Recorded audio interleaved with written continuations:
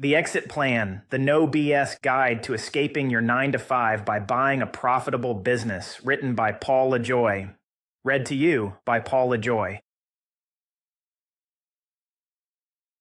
Introduction.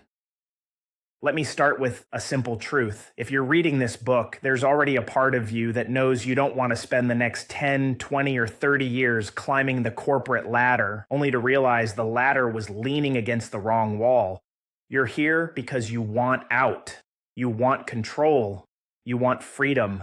And you're finally ready to do something about it. I know exactly how you feel because I was there once. I spent years in the W-2 world, playing by the rules, thinking that if I just worked hard, saved diligently, and followed the safe path, I'd come out ahead. Spoiler alert, that didn't happen. Instead, I watched people in my industry, smart, hardworking people, get laid off without warning, struggle with financial uncertainty, and remain stuck in a cycle of paycheck dependency. And it hit me. No matter how good I was at my job, no matter how much experience I had, as long as I worked for someone else, I was never truly in control of my future. So I made a decision. I wasn't going to build someone else's dream anymore. I was going to own something of my own. But here's the kicker. I wasn't interested in starting from scratch. I didn't want to waste years trying to figure out product market fitness, praying that my startup would survive long enough to turn a profit. I wanted something with existing cash flow, customers, and a proven track record. That's when I discovered the power of buying existing businesses. While we are at it, let's talk about this book. It's going to punch you in the face. This is not about rainbows and butterflies or no money down and absentee ownership BS that others try to sell you on. I'm trying to scare the shit out of you. So you go into this with your eyes wide open. So you do the right things, pay the right price, and set yourself up for success. Most likely you only get one chance at this, maybe two. So let's do it right the first time. While I think buying a business is the best investment anyone can make and the best avenue to financial freedom and wealth building, it must be done correctly. Who this book is for? This book is for professionals, people like you who are tired of the 9 to 5 grind and want a better path to financial freedom. You might be an executive, a doctor, a lawyer, or someone who's been grinding in a corporate job for years. You've got skills, experience, and maybe even some capital set aside. But what you don't have is a clear roadmap for leaving your job and becoming a business owner without taking on unnecessary risks. Maybe you've thought about starting your own business but got overwhelmed by the statistics. 90% of startups fail within 10 years. Or maybe you've been lured in by those late night infomercials promising no money down business acquisitions that sound too good to be true, because they are. If you're skeptical of the hype and just want a real no BS guide to buying a profitable small business, this book is for you. Why buying a business is the smarter path. Starting a business from scratch is sexy. At least that's what the internet gurus want you to believe. They show you pictures of entrepreneurs working from the beach, sipping cocktails, while their automated businesses make millions. But the reality? Most startups don't make it. They bleed cash for years, struggle to find customers, and often require the founder to work 80 hours weeks just to keep the lights on. And that's if they even survived past year 3. Buying an existing business, on the other hand, is a completely different game. When you acquire a business that's been running for 10, 15, or 20 years, you're buying stability. You're buying existing customers, revenue streams, operational processes, and most importantly, cash flow from day one. You're not guessing whether the business model works. You're stepping into a machine that's already running. Let me put it another way. If you could choose between spending the next 5 years grinding to build a business from nothing or stepping into a business that already makes $300,000 a year in profit, which would you choose? That's what I thought. What you'll learn in this book. I've been buying businesses for over 25 years, and I've learned more from my failures than my successes. In this book, I'm pulling back the curtain and giving you the exact roadmap I wish I had when I started. No fluff, no sugarcoating, just the real actionable steps to finding, evaluating, and acquiring a profitable business that you can actually run and grow. Here's what you'll learn. How to know if you're ready. Before you jump in, you need to understand yourself. What are your strengths? What are your weaknesses? What kind of business is right for you? How to overcome fear and take the leap. Leaving a W-2 job can be terrifying. I'll show you how to assess risk the right way and build confidence in your decision. How to find businesses for sale. Brokers, online marketplaces, direct outreach. I'll walk you through the best ways to source real opportunities. How to analyze a business like a pro. P&L statements, balance sheets, tax returns. This is where deals are made or lost. I'll teach you exactly what to look for and what to run away from. How to finance your purchase. SBA loans. Seller financing, creative deal structuring. There are more ways to buy a business than just writing a check. How to negotiate and close the deal. Winning over the seller, structuring an earnout and making sure you don't get screwed. This is the art of the deal. What to do after you own it. The first 90 days are critical. I'll show you how to stabilize the business, gain the trust of employees, and start making smart growth moves. And that's just the beginning. This book isn't just about theory. It's a blueprint for action. By the time you finish reading, you'll know exactly how to go out and buy a business that pays you real money while avoiding the costly mistakes that sink most new owners. My call to action for you. Listen, I'm not here to convince you that buying a business is right for you. If you'd rather stay in your W-2 job, collect a paycheck, and hope your company doesn't lay you off, that's your choice. But if you're reading this, I suspect you're already looking for a better way. So here's my challenge. Read this book, absorb the lessons, and take action, because the only difference between the people who escape the corporate rat race and the ones who stay stuck is the willingness to make a move. The information in this book has the power to change your life, but only if you apply it. By the time you're done with this book, you'll have a roadmap to ownership. You'll know where to look, what to avoid, how to structure deals, and how to confidently buy a business that can change your financial future. And when that happens, you won't just be another corporate employee waiting for a raise. You'll be the owner. Let's get started.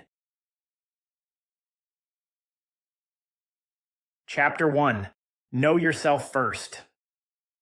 The first step to becoming an entrepreneur is self-awareness. Know what you're good at, know what you're bad at, and don't fool yourself into thinking you can do everything alone. Alex Hormozy. Most people jump into business ownership with zero self-awareness. They think buying a company is just about getting the right financials, negotiating a good price, and securing funding. What they don't realize is that the business they choose and how they operate it will either fit their personality and strengths or turn into a miserable grind. The truth is, if you don't know yourself, business ownership will expose every weakness you have. You'll waste time on things you suck at, stress yourself out over the wrong decisions, and maybe even kill a perfectly good company because you walked into something that was never right for you in the first place. I've seen it happen, and I've lived through it myself. What are you actually good at?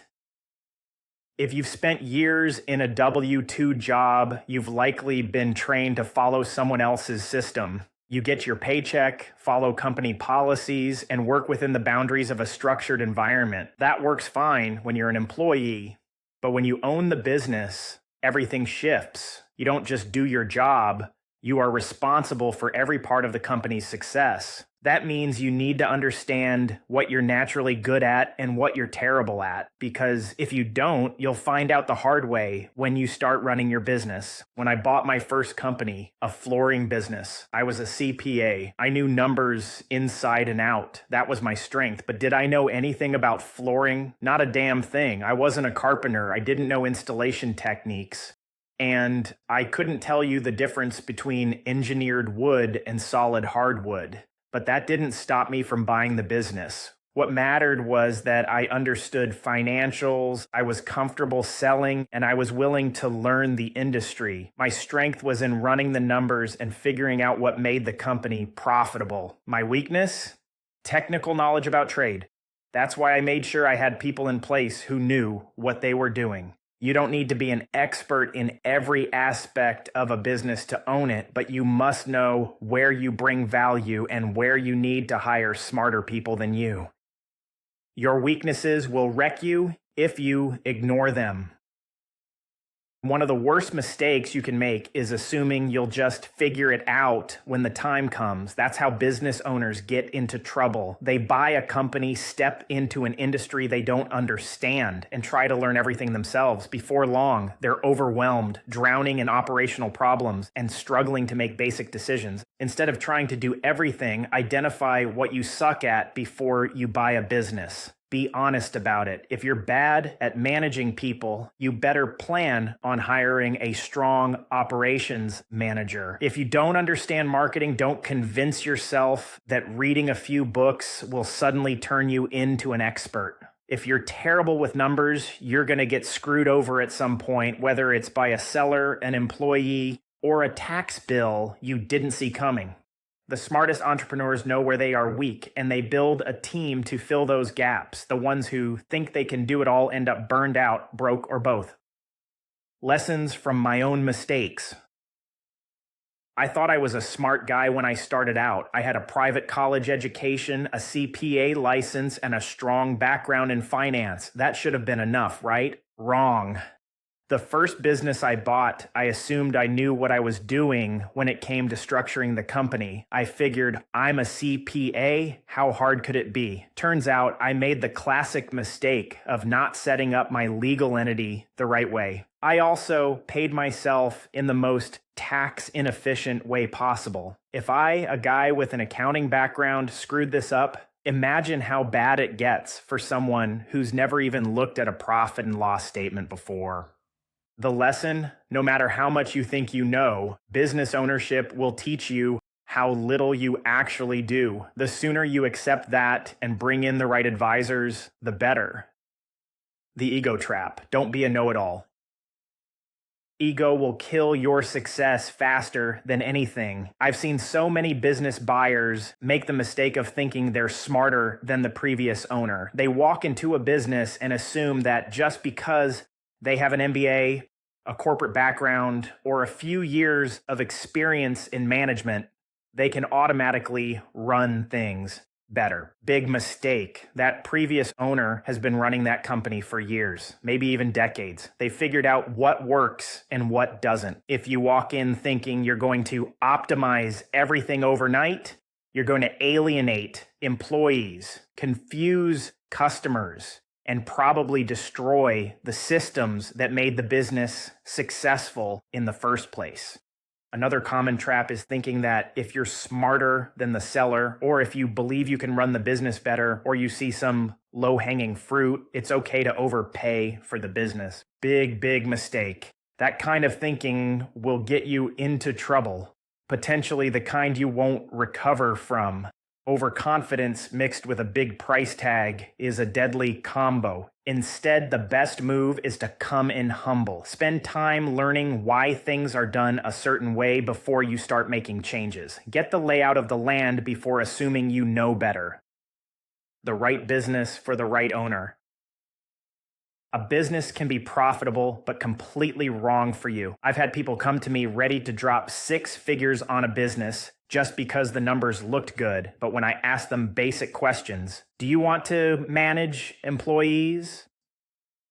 Are you comfortable in a blue-collar industry? Do you actually enjoy talking to customers? They had no answers. If you're an introvert who hates dealing with people, you shouldn't buy a business that requires constant face-to-face customer interaction. If you like predictable schedules and minimal surprises, don't buy a company that operates on tight deadlines with constant last-minute changes. Your business needs to match your personality, or you're going to be miserable. Take an honest look at your risk tolerance. Business ownership is not for everyone. It's risky, unpredictable, and comes with financial pressure that most W-2 employees have never experienced. Before you even start looking at businesses, ask yourself, how comfortable are you with uncertainty? If losing a steady paycheck makes you panic, you need to get real about whether you can handle the ups and downs of entrepreneurship. Do you have a financial cushion? Business ownership isn't just about buying the company, it's about surviving the first year, covering unexpected costs, and making payroll even when cash flow is tight. If you're putting your entire life savings into a down payment with nothing left over, you're setting yourself up for disaster. Are you willing to work harder than you ever have before? If you think buying a business means working less, you're in for a rude awakening. In the first 12 to 24 months, you'll likely work more hours than you ever did in your W-2 job. The truth is, buying a business is not for the faint of heart. It's a challenge, and it will test you in ways you can't even imagine. But if you're self-aware, willing to build the right team, and ready to take calculated risks, it can be the best decision you ever make. The illusion of the perfect business. Too many people waste years trying to find the perfect business to buy. They obsess over industry trends, worry about timing the market, and analyze businesses to death without ever making a move. Here's the truth. There is no perfect business. Every business has problems. Some have employee turnover issues. Others struggle with marketing. Some have seasonal revenue dips. The list goes on. The key isn't finding a business without problems. It's finding a business with problems you can actually solve. If you're great at sales but terrible with operations, don't buy a business that desperately needs a strong operations leader. If you're highly organized but can't sell to save your life, don't buy a business where new client acquisition is the biggest challenge. Most importantly, stop looking for an easy business. There isn't one. Even simple businesses require work. The so-called experts selling you on passive business ownership are the same people who will have you chasing deals that don't exist. Instead of searching for perfection, look for a business that it has been around for at least 10 years, meaning it has survived economic cycles. It has consistent revenue and cash flow, not wild swings every year. Isn't overly reliant on one key employee or one big customer. It has a problem you know how to fix or can hire someone to fix. The people who spend years searching for the perfect business never actually buy one. The people who get into the game, learn the ropes, and take calculated risks, they're the ones who succeed. Understanding the emotional side of business ownership. Numbers are important, but business ownership is more than just spreadsheets and bank statements. It's an emotional roller coaster. No matter how much money a business makes, you will have moments where you question everything. You'll deal with stressful situations that never existed in your W-2 life. Employees quitting at the worst possible time. Unexpected expenses hitting your cash flow, or dealing with difficult customers who make you want to walk away. If you aren't mentally prepared for this, it can wreck you. I've seen people buy businesses, hit their first rough patch, and immediately regret everything. They panic, make bad decisions, and spiral into a cycle of stress that kills their business. The solution, you have to expect chaos. Some months will be great. Others will be brutal. Some days you'll feel like a genius. Others, you'll wonder if you made the worst decision of your life. That's just how it works. If you can't handle emotional swings, business ownership might not be for you. But if you can train yourself to ride the ups and downs without making panic-driven decisions, you'll have an edge over 90% of people who attempt this.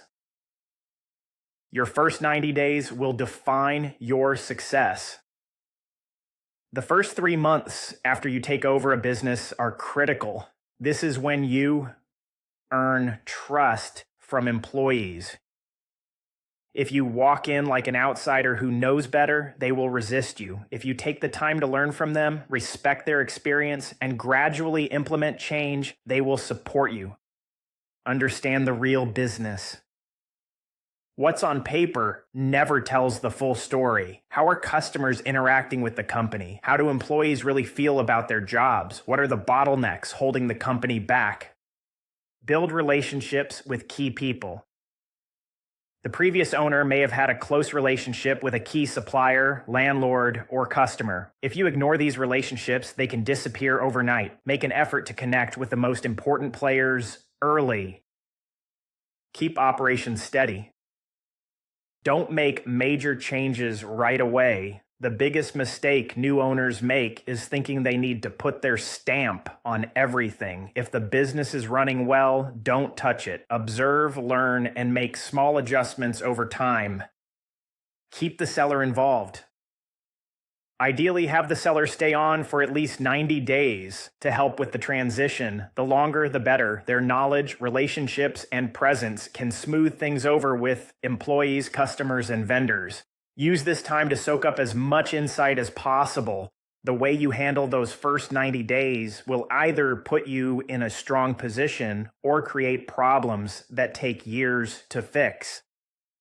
Self-doubt will try to kill your progress. No matter how prepared you think you are, doubt will creep in. It happens to everyone. The moment you sign that purchase agreement and take over, reality will hit. You'll think, did I make a huge mistake? Am I really qualified to do this? What if I fail? This is where most people get paralyzed. Instead of moving forward, they let fear stop them from making decisions. They hesitate, they second guess themselves, and that's when everything starts to fall apart. Here's the thing. Every successful business owner has these thoughts. The difference is that they push through them. The only way to build confidence is by taking action. You will screw things up. You will make mistakes. But as long as you're moving forward, adapting, and learning, you will succeed. Surround yourself with people who have done it before. If your entire network consists of family members, friends, and W-2 employees who have never owned a business, you're going to get terrible advice. They don't understand the risk, they don't understand wealth creation, and they will project their own fears onto you. Seek advice from subject matter experts and from those that you aspire to be like. You need to start building a new network. Join mastermind groups or entrepreneurial communities where business owners share real-world experiences. Find mentors who have bought businesses and can guide you through challenges. Stay away from business coaches who have never actually run a business. If they've never signed a payroll check, negotiated a deal, or managed a P&L, they have nothing to teach you. I waited way too long to start surrounding myself with high-level entrepreneurs. If I had done it earlier, I could have avoided a ton of mistakes and made money much faster. Final thought, know yourself or get crushed. Business ownership is not a magical escape from your job. It's not some easy path to passive income. It's a challenge, one that will test every strength and expose every weakness you have. If you walk into this without self-awareness, you'll get crushed. The difference between those who succeed and those who fail isn't just about finding the right business. It's about knowing what you bring to the table, recognizing your weaknesses, and surrounding yourself with the right people to fill the gaps. Here's what I'll leave you with. Be brutally honest about what you're good at and what you're bad at. Don't convince yourself that you can do everything. You can't. Accept that you don't know what you don't know. Just because you've had success in a W-2 job doesn't mean you know how to run a business. There's no shame in asking for help. Don't buy a business just because the numbers look good. Make sure the business actually fits you, your skills, your risk tolerance, and your long-term goals. Understand that the first year will be tough. There will be stress. There will be doubts. Push through it. This isn't about scaring you off. It's about setting you up for success. The sooner you get real with yourself, the better your chances of building something that actually works. If you've read this and still feel confident, you're in the right place. Let's keep going. Takeaways. 1. Know your strengths and weaknesses. Buy a business that fits your skills and hire for what you lack. 2. Check your ego. Learn before making changes. The previous owner isn't an idiot. 3. No perfect business. Focus on solving problems, not finding a flawless deal. 4. First 90 days matter. Earn trust, stabilize operations, and observe before acting. 5. Expect stress and doubt. Success comes from pushing through uncertainty. 6. Surround yourself with owners. Get advice from experienced entrepreneurs, not W-2 employees. 7. Forget passive income myths. Running a business takes work, especially at the start. 8. Know your risk tolerance. If uncertainty terrifies you, reconsider business ownership. 9. You make money when you buy. Overpaying or ignoring red flags leads to failure. Chapter 2. Breaking the fear of leaving your W-2. The only way to do great work is to love what you do. If you haven't found it yet, keep looking. Don't settle. Steve Jobs. Most people stay in a W-2 job because they believe it's the safe path. They assume that as long as they show up, follow the rules, and perform well, they'll continue getting that steady paycheck. That's a lie. If you work for someone else, your financial future is not under your control. One corporate merger, one downturn, or one cost-cutting decision from the top can wipe out your income overnight. On average, in the past few years in the US, there have been about 1.7 million people that are laid off per month. Yes, per month. Hopefully, you are not next in line. I've seen it happen. My brother spent 20 years working for a major company, climbing the corporate ladder, thinking he was secure. Then one day, the company was acquired and he was out. Just like that, a severance package and a handshake were all he got for 2 decades of loyalty. If you're betting your entire financial future on a company that you don't own, you're taking a bigger risk than you think. Comfort is a trap. Stability feels good. The paycheck hits your account every 2 weeks, your benefits are covered, and you don't have to stress about making payroll or finding customers. That comfort keeps people stuck. The problem is comfort doesn't equal growth. It doesn't build wealth. It just keeps you in place, doing the same thing for the same paycheck until someone else decides they don't need you anymore. If you've ever thought, I should probably leave this job, and then listed off 10 reasons why it's too risky, you're stuck in the comfort trap. Real security isn't found in a W-2 job. It's found in ownership, owning your income, owning your time, and owning a business that works for you. The mindset shift, risk versus reward. People think leaving a job is risky, but they never question the risk of staying. Let's break it down. W-2. Risk. Your paycheck depends on someone else's decisions. You can be replaced, laid off, or forced to take a pay cut. You have zero control over the company's future. Business ownership risk. You control your income. You decide how to grow, who to hire, and what moves to make. Your success is in your hands. There is no risk path. The difference is whether you are in control of the risk or someone else is. Health insurance is not a reason to stay stuck. One of the biggest excuses I hear is, but what about health insurance? I haven't had employer-provided health insurance for over 25 years, and guess what? I'm still alive. I've had kids born, surgeries, and lots of medical expenses from broken bones, stitches, you name it, we have gone through it. And I still wouldn't trade my financial independence for a W-2 just to get insurance. It has nothing to do with coverage. It is only a money issue. If you get sick, you will get care. Again, it is only a money issue.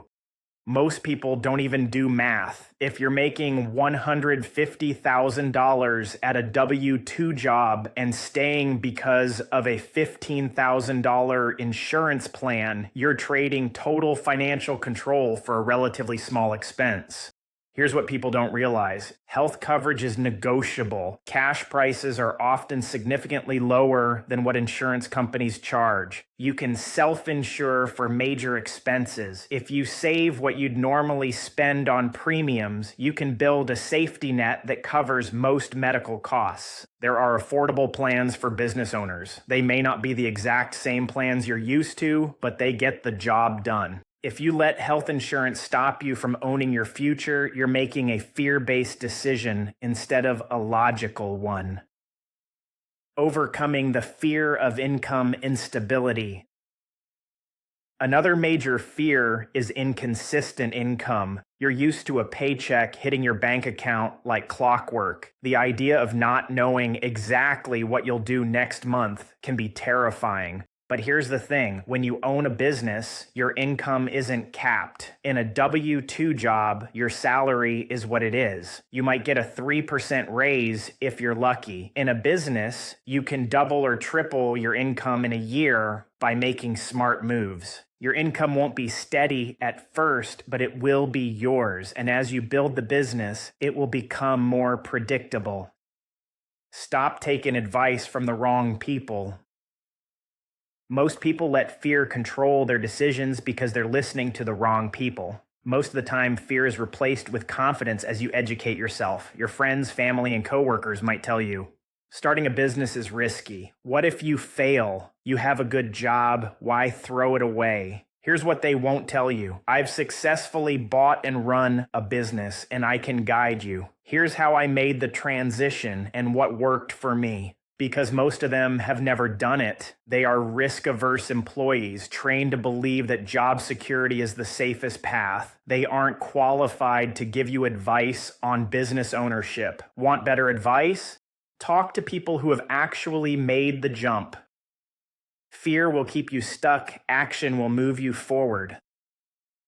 The longer you sit on the fence, the harder it gets to leave. Every year you stay in your W-2, you get more comfortable, more reliant on that steady paycheck, and more fearful of change. The solution? Take action before you feel ready. You will never feel 100% prepared to leave your job. There will always be reasons to wait, bills, responsibilities, family, kids, uncertainty. If you let those reasons control you, you'll still be sitting in that office chair 10 years from now, wondering what it could have been. The difference between people who build wealth through business ownership and those who stay stuck in W-2, the willingness to act. If you're serious about taking control of your future, stop waiting, start moving. Fear won't disappear, but once you take the first step, you'll realize it was never as scary as you thought.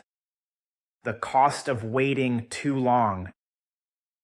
Every year you wait to leave your W-2 job, you're not just delaying business ownership, you're actively losing money and opportunities. Here's why. You're building someone else's wealth. Your employer is leveraging your skills to grow their business. Every hour you work for them is an hour you aren't investing in your own success. Your financial growth is capped. A W-2 job might give you a 3 to 5% raise each year. A business, when run well, can increase your income by 50 to 100% in a year. Your risk actually increases over time. The longer you stay, the more dependent you become on a job you don't control. Layoffs hit hardest when you've been out of the hiring market for a decade. Waiting doesn't reduce the risk, it increases it.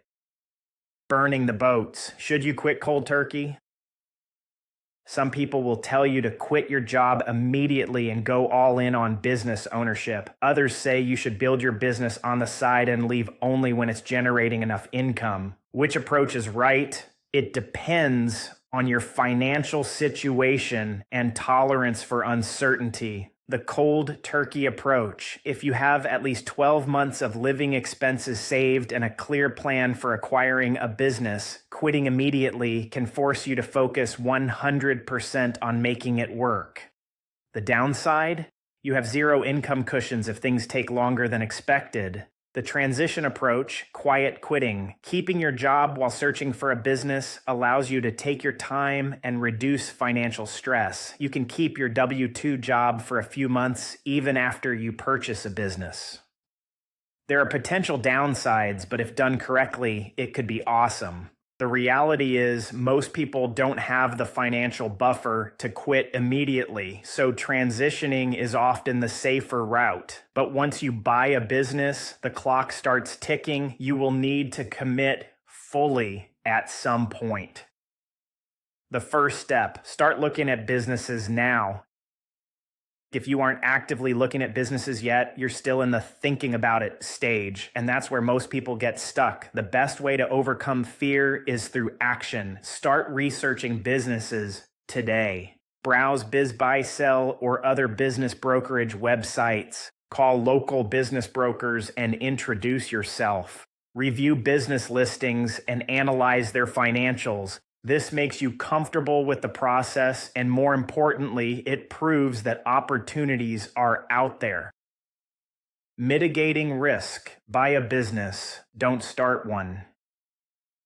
If your fear of leaving your job is rooted in financial instability, there's a simple way to reduce that risk. Buy an existing business instead of starting one. Startups are unpredictable. You're building from zero with no customers, no cash flow, and no proof of success. An existing business already has paying customers, a proven revenue stream, employees, and systems in place. This means you start profitably on day one. You're not gambling on an idea. You're stepping into something that already works. How to handle doubters and naysayers. The moment you tell people you're thinking about leaving your job to buy a business, you'll get hit with a flood of negativity. That's risky. Most small businesses fail. Why not just stay at your job and save more? These comments usually come from people who have never taken the leap themselves. They aren't speaking from experience. They're projecting their own fears onto you. If someone hasn't built wealth through business ownership, their opinion on the subject is worthless. Surround yourself with people who have done what you want to do. The freedom factor, what life looks like on the other side. Most people focus on the fear of leaving their W-2, but they rarely think about the alternative, the fear of staying. Imagine this. You control your schedule. No one tells you when to work or when you can take time off. Your income is based on effort and strategy, not a fixed salary. You never have to worry about layoffs, corporate restructures, or budget cuts. Your financial growth isn't capped. You can double or triple your income if you make the right moves. That's what business ownership offers, but you don't get there by sitting in your cubicle waiting for the right time. The only real failure is never trying. People fear failing in business, but the only true failure is never trying at all. If you leave your W-2 and things don't work out, you can always go back. If you take a risk and it pays off, your entire life changes. Most of the time, people regret what they didn't do, not what they tried. Final thought, take the first step now. You will never feel ready to leave your W-2. There will always be fear. The difference between those who build wealth and those who stay stuck. Action. Start today. Research businesses. Talk to people who've done it. Move forward, even if it feels uncomfortable. Your future is in your hands. No one is coming to save you. Takeaways. 1. Job security is an illusion. Your paycheck depends on someone else's decisions. Real security comes from ownership. 2. Comfort is a trap. A steady paycheck feels safe but keeps you stuck. Wealth is built through action, not routine. 3. Risk is everywhere. Staying in a W-2 is risky too. The difference is whether you control the risk or let someone else dictate your future. 4. Health insurance is not a reason to stay. Affordable options exist. Running the numbers proves it's not a deal breaker. 5. Worrying about income instability is short-sighted. A job caps your income. A business, when run well, can multiply it. 6. Stop taking advice from non-business owners. W-2 employees will push their fears onto you. Only listen to people who have done it. 7. Waiting costs you more than it saves. Every year in a job is lost opportunity. The longer you wait, the harder it gets. 8. Buying a business reduces risk. Startups are unpredictable. Buying an existing business gives you revenue and customers from day one. 9. Action beats fear. You'll never feel fully ready. Start looking at businesses and talking to owners today. 10. The only real failure is never trying. If you leave and fail, you can recover. If you never try, you'll always wonder. Chapter 3, Your New Circle of Influence, Mentors and Networks. Your network is your net worth. Porter Gale. If you're transitioning from W-2 employment to business ownership, one of the biggest shifts you'll experience isn't financial, it's social. The people you surround yourself with will either support your growth or hold you back. Most W-2 employees spend their time with other W-2 employees. That's not a bad thing in itself, but if you're serious about buying a business, you need to recognize a hard truth. Your current circle doesn't think like an entrepreneur. When you tell your coworkers, family, or friends that you want to leave your job and buy a business, expect some version of the following. That's risky. What if it doesn't work? Why not just keep saving money and stay where you are? They mean well, but they don't get it. They have spent their lives optimizing stability, not ownership. They've been conditioned to believe that job security is the safest route, even though most of them are one layoff away from financial trouble. If you keep listening to these voices, you'll never make the leap. Find people who think bigger. The fastest way to change your mindset is to change who you listen to. Start surrounding yourself with people who are already where you want to be. Business owners, investors, and entrepreneurs don't look at risk the way W-2 employees do. They don't see it as something to avoid. They see it as something to manage and control. When you spend time with business owners, you'll notice a completely different attitude toward money, opportunity, and problem solving. Instead of worrying about losing a paycheck, they focus on how to create income streams. Instead of obsessing over job security, they work on scaling their businesses and increasing cash flow. This shift in mindset is critical if you want to succeed. The power of mentors. If you want to move faster, you need people on your corner who have already done what you're trying to do. A mentor is someone who can help you skip the line and skip the rookie mistakes, guide you through tough decisions, and show you how to see opportunities you'd otherwise miss. A good mentor isn't necessarily a motivational speaker or a famous entrepreneur. They are someone who has built a business successfully and can help you do the same. Here's how to find one. Look locally. Business owners in your industry or community can be invaluable mentors. Many are happy to help if you approach them with genuine curiosity and respect. Join mastermind groups. Groups like GoBundance, current member, Vistage, prior member, strategic coach on my radar to join, entrepreneurs organization, and dozens more bring together business owners who share experiences and strategies. Being around like-minded people will accelerate your learning tenfold. Invest in relationships. Don't just ask for help, bring value, and get involved. Offer to help with something they need. Introduce them to useful contacts, or simply be the kind of person they want to help. The right mentor can save you years of trial and error. Find one as soon as possible.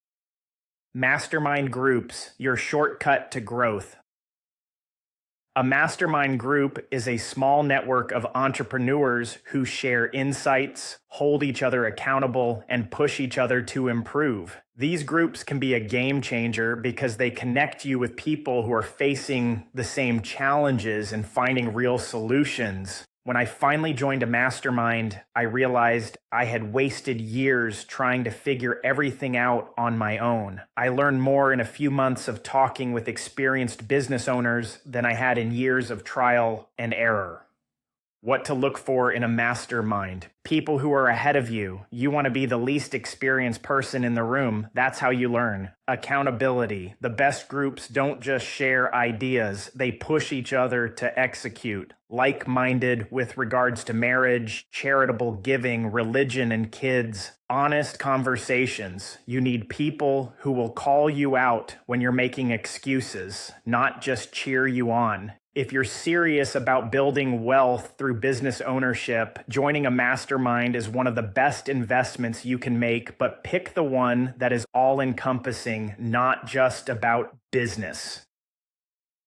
Becoming the dumbest person in the room.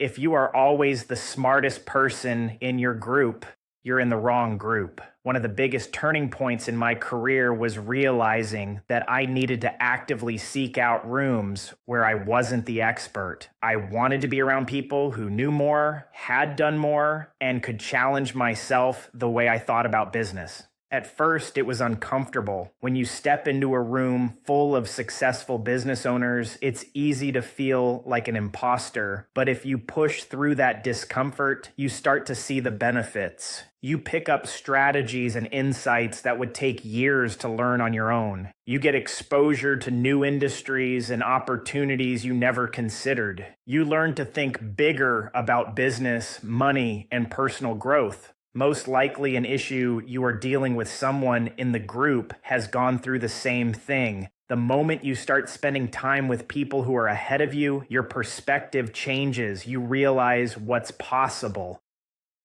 Learning from other people's mistakes.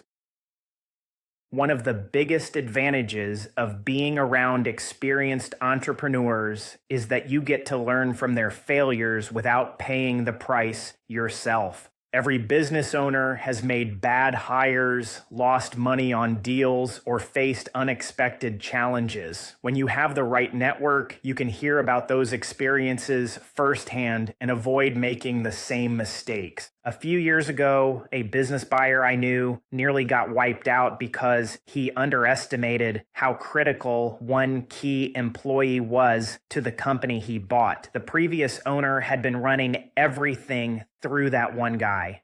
And the second he left, the business started falling apart.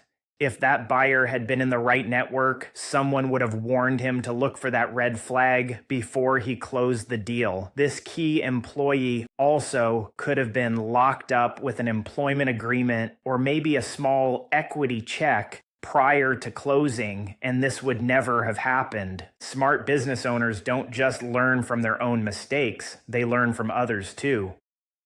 Why your circle determines your income.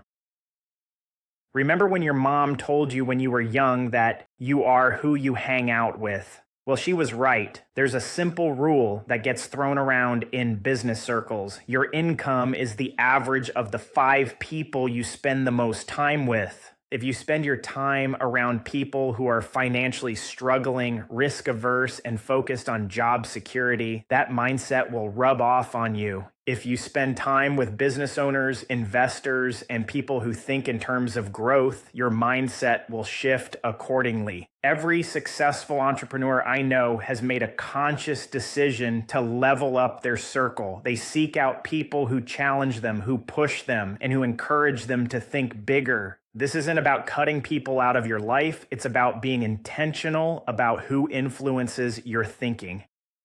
How to find the right people. If you're serious about leveling up, you need to take control of your network. That doesn't happen by accident. You have to actively seek out the right people. Here's how to start. 1. Attend local business meetups. Most cities have small business networking events. They may not always be filled with high-level entrepreneurs, but they will introduce you to business owners who understand what it takes to operate outside of a W-2 job. 2. Join industry-specific groups. If you're looking to buy a home services business, connect with others in that space. Trade organizations, LinkedIn groups, and Facebook communities can help you find experienced owners. 3, hire the right advisors. Your CPA, attorney, and business broker should all be people who think like business owners, not just service providers who punch the clock. A bad accountant will tell you what you owe in taxes. A great accountant will show you how to pay less and keep more. 4, invest in paid masterminds. Free groups are great for making connections, but the best insights come from people who have paid to be in the room. When someone spends money to join a mastermind, it means they're serious about growth. 5, follow the right voices. Be selective about who you listen to. There's no shortage of so-called business coaches who have never actually owned a business. Stick to people who have real-world experience. Building a new network doesn't mean you have to abandon old friendships. It just means prioritizing time with people who align with your new goals. Why business is a team sport. Running a business isn't a solo effort. If you try to do everything yourself, you'll fail. The most successful entrepreneurs don't just build a company, they build a team of experts around them. Here are the key players you need. A CPA who specializes in small business tax strategy, not someone who just files returns, but someone who actively helps you minimize taxes and maximize profits. A transactional attorney. You need someone who understands business acquisitions and contract structuring, not just general legal advice. A great business broker. The right broker can help you find high-quality deals and avoid bad ones. Business insurance brokers. You'll need someone who understands the specific risks your business faces and can tailor coverage to protect your assets. Don't just grab a cookie-cutter policy. Get expert input. Bankers, lenders, SBA lenders. Access to capital is critical. Build relationships with lenders who understand small business and are willing to be creative when needed. This can make or break a deal or save you when cash gets tight. Other business owners. Your best insights will come from peers who have been through what you're facing. Trying to go it alone in business is one of the biggest mistakes you can make. Your success will be determined by the quality of the people around you. Cut out the noise. As you start moving toward business ownership, you'll notice something. Everyone suddenly has an opinion. Your old boss will tell you that owning a business is too risky. Your coworker will say they thought about starting a business once, but it was too much work. Your cousin will remind you that most small businesses fail. None of these people have actually done it, yet they will confidently tell you why it won't work. This is where most people get stuck. They let fear creep in because they are listening to people who have no experience in what they're trying to do. The solution? Cut out the noise. Stop discussing your plans with people who don't understand business. Stop looking for validation from coworkers who are content in their jobs. Stop letting the fears of others become your own. If someone hasn't built, bought, or run a business successfully, their opinion is irrelevant. Your network will determine your future. There's a reason that wealthy people spend time with other wealthy people. They think differently. If you want to become a business owner, start acting like one. That means being intentional about who you surround yourself with.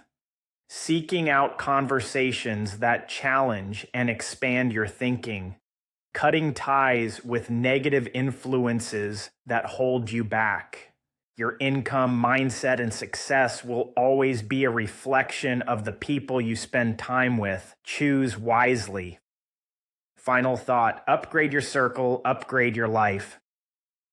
Making the jump from W-2 employee to business owner requires more than just financial preparation. It requires a new environment that pushes you toward success. Find mentors who have done what you're trying to do. Join mastermind groups and surround yourself with business owners. Cut out negative influences who don't understand your goals. Your old circle won't get you to where you want to go. Upgrade your network and your life will follow.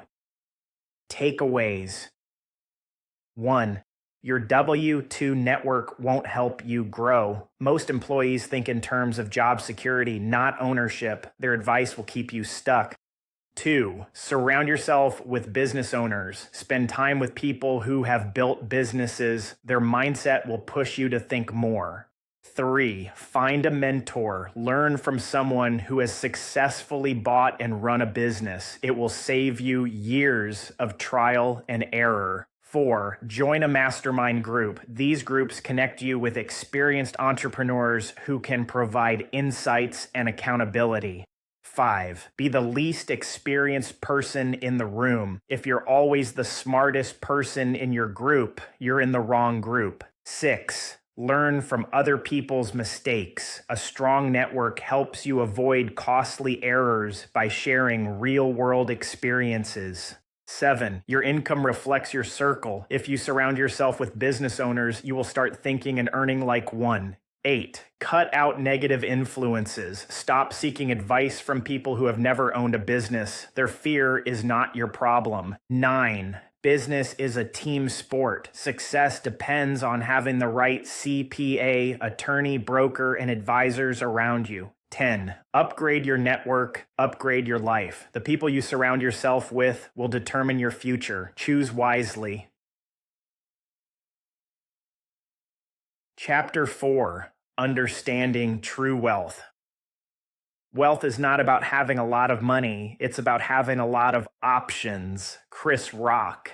Most people think being wealthy means having a big house, a fancy car, and enough money to post about it online. That's not wealth. That's just spending. The truth is, a lot of people who appear rich are barely holding it together. They've got the mortgage, the car loan, the credit card debt, and maybe a title at work that sounds important. But if their paycheck stops for 60 days, their entire lifestyle collapses. That's not wealth. That's a trap disguised as success. Real wealth isn't about appearances. It's about control. It's about freedom. And most importantly, it's about having systems in place that continue to generate income, whether you're working or not. You don't build that kind of life by playing the same game everyone else is playing. You build it by shifting your mindset completely from consumer to investor, from earner to owner, from chasing paychecks to building assets that pay you.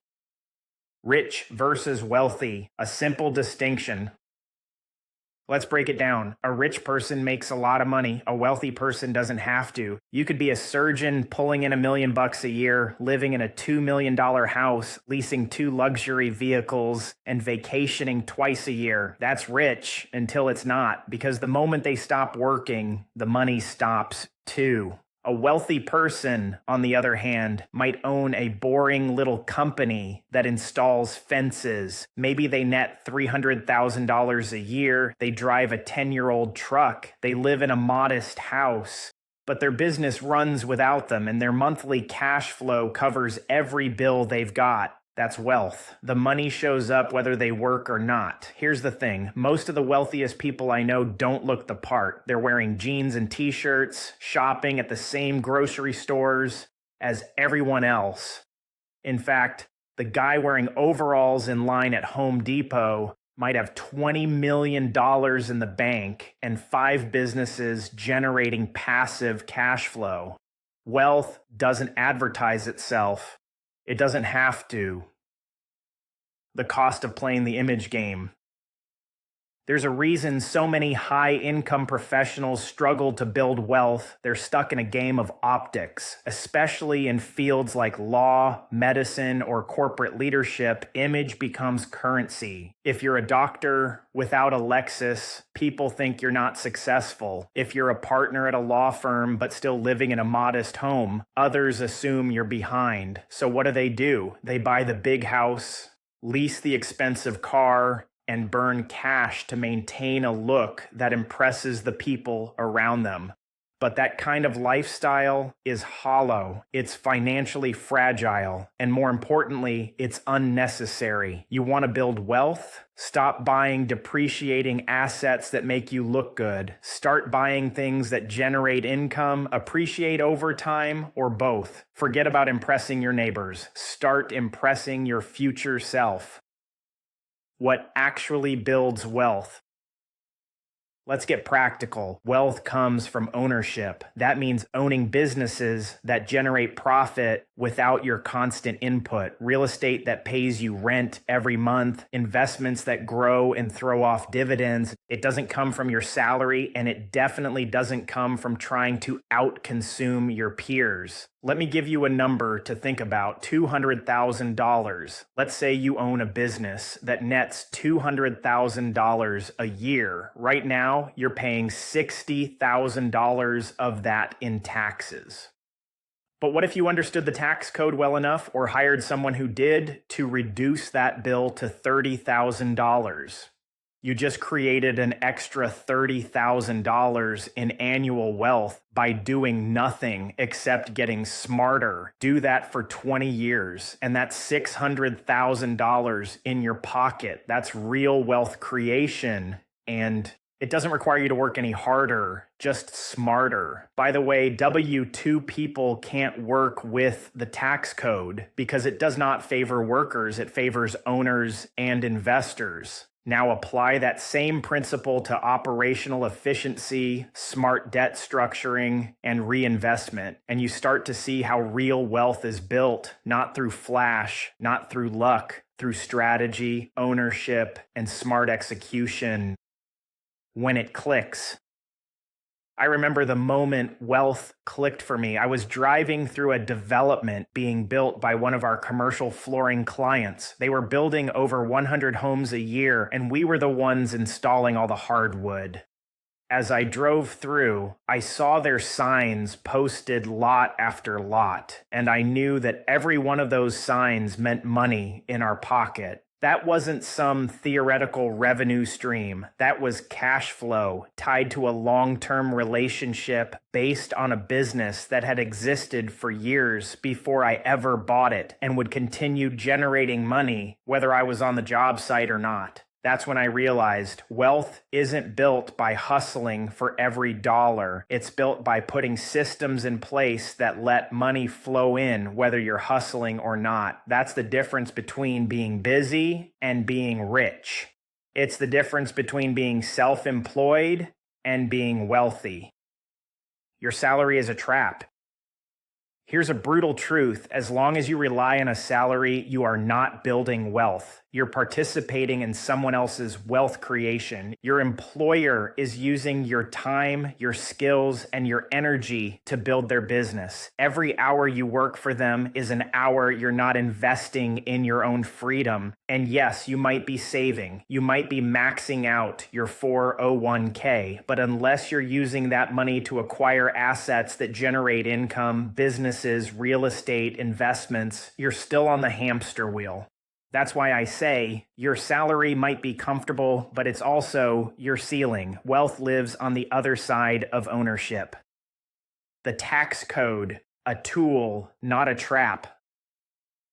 Let me give you a piece of advice that'll probably save you more money than anything else in this book. Stop treating taxes like a bill and start treating them like a strategy. The average business owner gets clobbered by taxes because they're either doing things themselves, relying on a basic CPA who just files forms, or they have no clue how the system works. If that's your approach, you're playing defense and you're going to lose.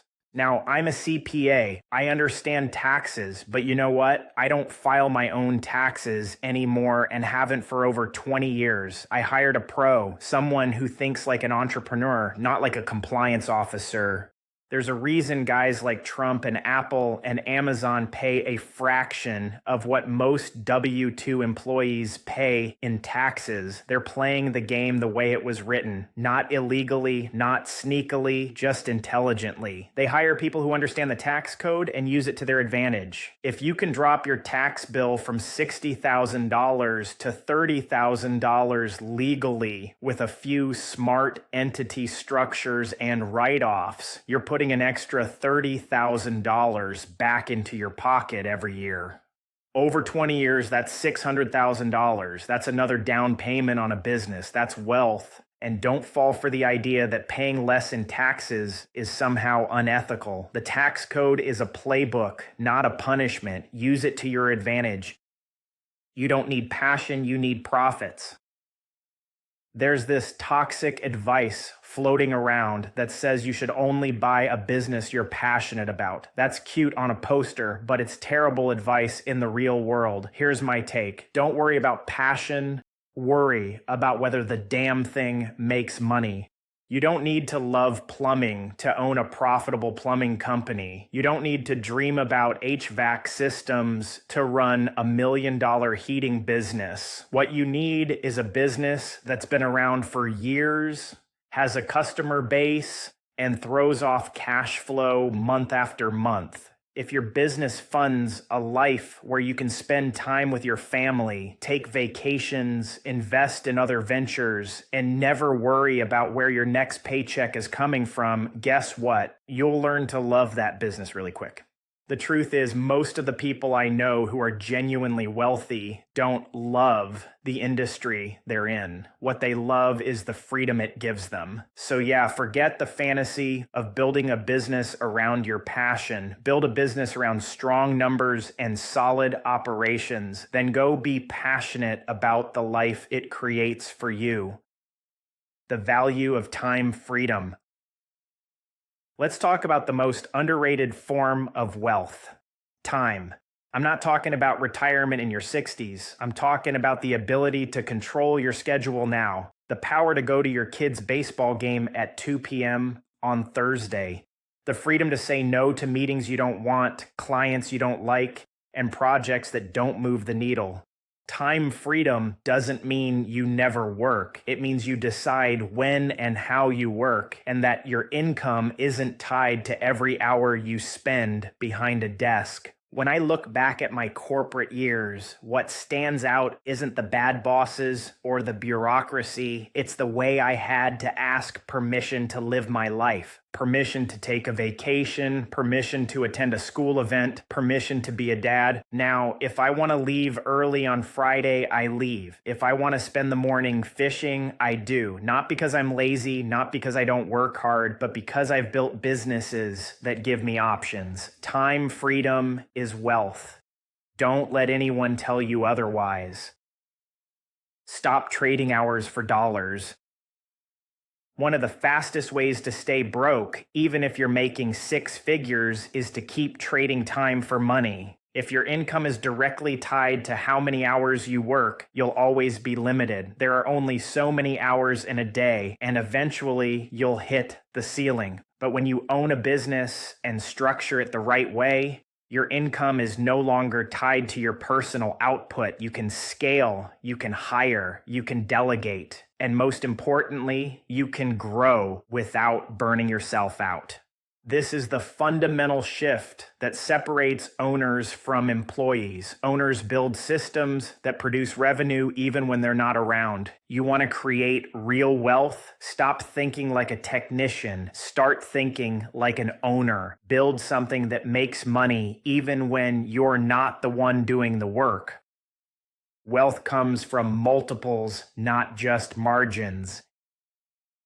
Here's another layer that most first-time business owners overlook. The wealth isn't just in the cash flow, it's in the multiple. Let me explain. If you own a business that earns $300,000 in profit per year and it's valued at a 3 times multiple, that business is worth $900,000. Now let's say you improve operations, increase margins, reduce risk, and build better systems. All of a sudden, you've got a business doing $400,000 at a 4 times multiple. That's a $1.6 million business.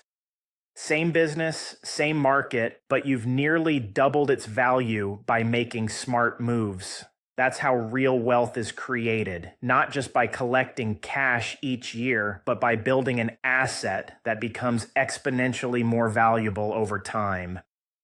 Make wealth boring.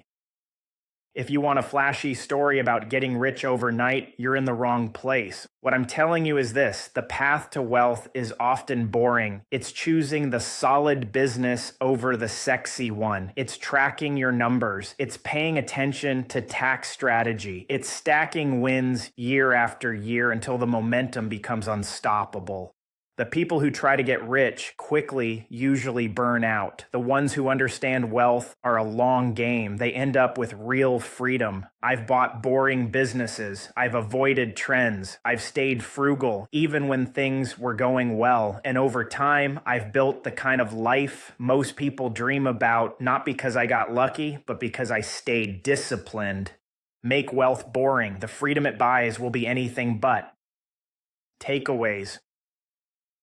1. Wealth is freedom, not status. 2. Own assets that generate cash flow. 3. Keep lifestyle costs low and reinvest profits. 4. Use the tax code to your advantage. 5. Buy for profit, not passion. 6. Value is made at purchase, not sale. 7. W-2 income limits your upside. 8. Build systems that run without you. 9. Focus on long-term, sustainable growth. Chapter 5. The Smart Move. Buying an existing business. You don't learn to walk by following rules. You learn by doing and by falling over. Richard Branson. Starting a business from scratch is often painted as a bold and noble thing to do. From Silicon Valley startup stories to social media influencers preaching hustle culture, the narrative is always the same. Build it yourself, grind nonstop, and eventually it'll all pay off. What most people don't realize is that path is littered with bodies. The failure rate for startups isn't a scare tactic, it's a fact. Most crash before they even get off the ground. The ones that do survive spend years burning cash, trying to figure out what works, and losing sleep over every missed payroll or underperforming ad campaign. But there's a better way, a smarter way, one that still takes courage, effort, and learning, but gives you something that most startups don't, a head start. Buying an existing business isn't just an alternative, it's the move that actually gives you a fighting chance. What you're really buying. When you buy a business that's already operating, you're not just buying equipment or a website or a logo. You're buying momentum. You're buying a customer base that already pays, a reputation that already exists, processes and systems that already work, a team that knows how to deliver the product or service, vendors, contracts, licenses, the infrastructure that would take you years to build on your own. That's a completely different game than starting with a blank slate. I didn't realize that the first time I went looking for a business, my wife and I initially thought about buying something small that she could manage while staying home with the kids. A gift shop, a boutique, maybe even a Hallmark store. We weren't thinking big, we were thinking manageable. Then my brother got laid off. After 20 years with the same company, he got handed a severance and showed the door. No scandal, no screw up, just corporate restructuring. That was the moment it clicked. We didn't want to dabble in something cute. We wanted to own something solid. So we pooled our capital and started looking at businesses that had real legs. Through a friend I played soccer with who also happened to be a business broker, we got introduced to a commercial flooring company. We didn't know anything about flooring, but we did know this. The numbers made sense, and the company had been around for years. We bought it, and I still own it today, decades later. The power of proven cash flow. Too many people try to analyze businesses like they're picking stocks. They read into trends, search for industries of the future, and talk themselves into risky ventures based on potential. That's not how you buy a business. This isn't about theory. It's about cash flow. In 25 years, it has produced over $6 million in profits for me and my brother to distribute, and that doesn't include the several other businesses I bought and sold along the way.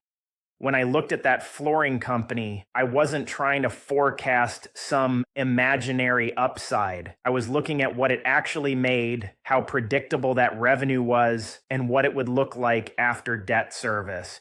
Here's the mistake a lot of buyers make when they see a business that nets $300,000 per year and think they're going to be pocketing all of it. Not even close. Let's say you buy that business for $1 million. You're putting down 20% and financing the rest. After debt payments, taxes, and some conservative reserves, that $300,000 might turn into $150,000 in real take-home pay. And you know what? That's still a win, because that's $150,000 while building equity in a business you now own. That's not a paycheck for hours worked. It's a return on ownership. Startups don't give you that. Startups bleed cash. Most founders don't pay themselves for the first couple of years, and when they do, it's minimal. Meanwhile, the risk is sky high. That's not a wealth building move. That's a stress building move. Buying a profitable business with existing cash flow gives you the opposite: stability, scalability, and a foundation to build from. The emotional edge of the first deal. Here's something most people never admit. Sometimes it's a blessing not to know everything on your first deal. When I bought that flooring business, I didn't fully understand the risk. I was confident in my numbers, sure. I had a strong background in accounting and finance, but the full scope of what I was taking on, I didn't get it. And that probably helped, because if I had known what I know now, all the moving parts, the unknowns, the dynamics, I might have overthought it. I might have hesitated. I might have missed the opportunity entirely. Now, I don't recommend going blind. You need guidance, advisors, and a support network, but don't get paralyzed trying to have every answer before you move. Sometimes being a little naive makes you brave enough to take the leap. That first deal taught me more than any business class or podcast ever could, and it worked, not because I had every variable nailed down, but because I picked the right kind of business, one with recurring demand, one with strong customer relationships, one that didn't rely on me being the technician, one that had been around long enough to prove it wasn't going anywhere. That's what you should be looking for. Know what you're not buying. When you buy a business, you're not just acquiring assets, you're inheriting its problems too. If you think buying an established business means automatic money, you're going to get blindsided. There are still fires to put out, employees with opinions, operational quirks, legacy systems that need updating. You're not buying perfection, you're buying potential. The key is making sure the problems are solvable. Here's what I mean. If the business is tanking because of a bad location, a massive legal issue, or shady financials, that's a no-go. But if the business is stable and profitable and the main issues are things like outdated marketing or lack of automation, you can fix that. In fact, that's where the upside lives. But let's remember, we are not overpaying based on potential, but we buy in value based on current profitability. You don't need perfect business. You need one with predictable cash flow, decent systems, and problems you know how to solve or know who to hire to solve them. That's how you take something good and make it great. Starting from scratch, why it's riskier than you think. Let's play out a common scenario. You've got a business idea. It's unique, exciting, maybe even disruptive. You file your LLC, get a logo made, set up a website, and start building. You throw $20,000 into startup costs, then $20,000 more. Months go by, and you still don't know if anyone wants what you're selling. Revenue is inconsistent, systems are non-existent, and you're working 80-hour weeks just to keep it afloat. That's the reality of most startups. I've been there. Of the 15 businesses I've owned, only 2 were started from scratch. One was a complete failure. The other took off, but came with sleepless nights and a long, painful learning curve. The success rate on my acquisitions, around 90%. The difference isn't because I got lucky buying businesses. It's because buying gives you leverage. You're not guessing. You're stepping into a machine that already runs, and that's a whole different kind of risk profile. Starting from scratch requires a special kind of stamina, and most people underestimate what it takes to survive the early years. That's not to say startups can't work. They can, but if you're a W-2 employee trying to make your first leap into business ownership, buying is a smarter, safer, and faster way to get started. A lesson in luck and why you shouldn't count on it. There's a saying I've come to love: I'd rather be lucky than smart. And it's true, sometimes timing works in your favor, but when it doesn't, you better be prepared. I bought a business in 2007. It looked good on paper, about $100,000 a month in revenue. We ran the numbers, felt solid, and pulled the trigger. Then the 2008 financial and housing crisis hit. The Lehman Brothers collapsed. The housing market nosedived. Within 60 days, our revenue had dropped to $35,000 a month. That wasn't poor judgment, it was bad timing. We made it through, but it taught me something important. You can't always control external events. Recessions happen, markets shift, pandemics come out of nowhere. That's why it's critical to build in margin, buy conservatively, and stay frugal even when things are going well. Please save for a rainy day and diversify your investments and businesses. Don't rely on the market to stay in your favor. Structure your deals in a way that gives you breathing room, because if you don't, one bad quarter can take you out. People think buying is harder. It's actually simpler.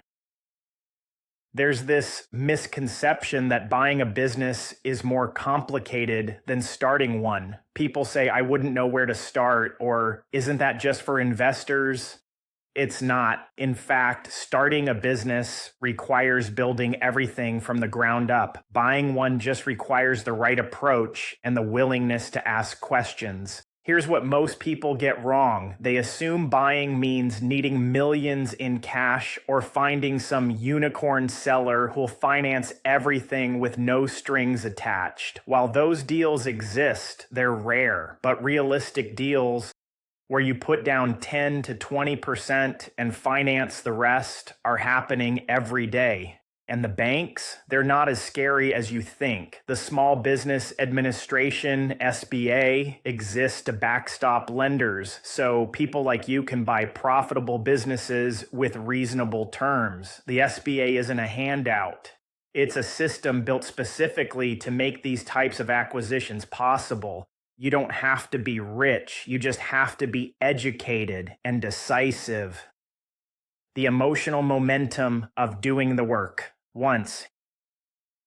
Here's what buying a business does that few people realize. It gives you the chance to work hard once and benefit for years. When you start a business from scratch, you're in build mode indefinitely. Every dollar feels earned.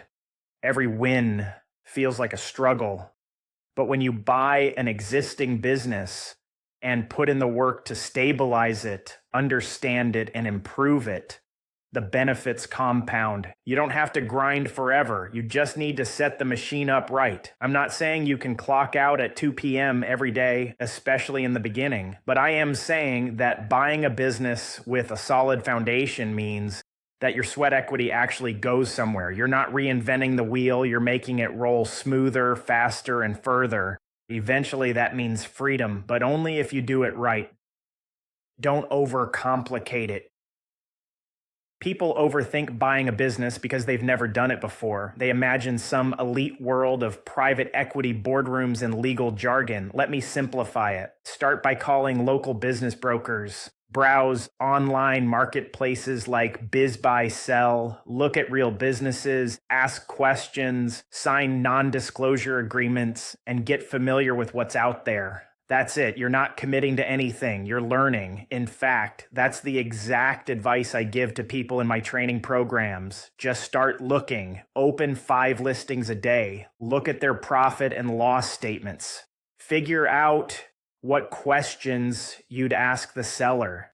Over time, you'll spot patterns, what makes a business valuable, what raises red flags, and what aligns with your skills. You don't need a Harvard MBA to do this. You just need reps. The numbers don't lie. Here's something I track closely in my own journey: the difference in success rate between the businesses I started and the businesses I bought. Of the 2 I started, 1 failed. Of the 13 I bought, 11 succeeded. That's not just luck, that's data. Buying isn't glamorous. It's not an exciting cocktail party conversation, but it works. And if you're serious about creating wealth, building independence, and stepping out of the paycheck trap, this is the move you need to consider seriously. Because here's the truth: nobody tells you. There's a business out there right now that already has everything you want: cash flow, customers, and systems. All it needs is someone to take the wheel and drive it forward. That someone could be you. Remember, we weren't taught this shit in school, which is why I am here, and that is why you are reading this book. Takeaways.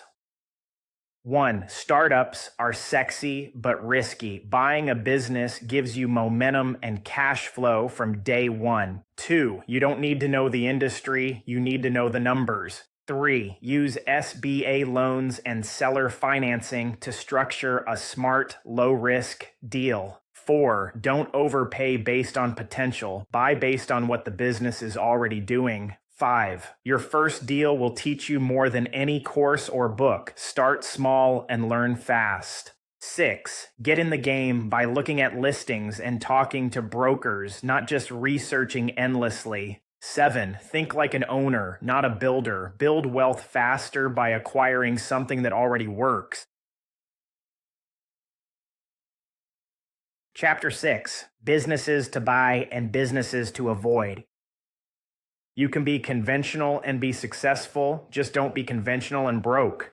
Warren Buffett. Spend enough time in any city and you'll start noticing a pattern. Certain businesses just seem to stick around year after year, same signs, same vans, same names on the storefront. And then there are the revolving doors, locations that change hands every 12 to 18 months, swapping out concepts like a costume party. Today, it's a sandwich shop. Tomorrow, it's a vape store. Next year, it'll be a boutique gym. Here's a simple, common sense rule most people overlook when buying a business: buy what lasts, avoid what constantly fails. This isn't about finding something sexy. It's about finding something that works. You don't need to reinvent anything. You just need to step into a business model that has already proven it can weather market swings, changing tastes, staffing headaches, and economic uncertainty.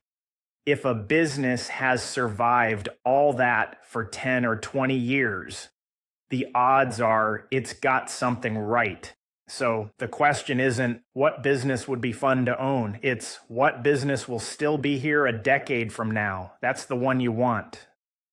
The trap of trendy.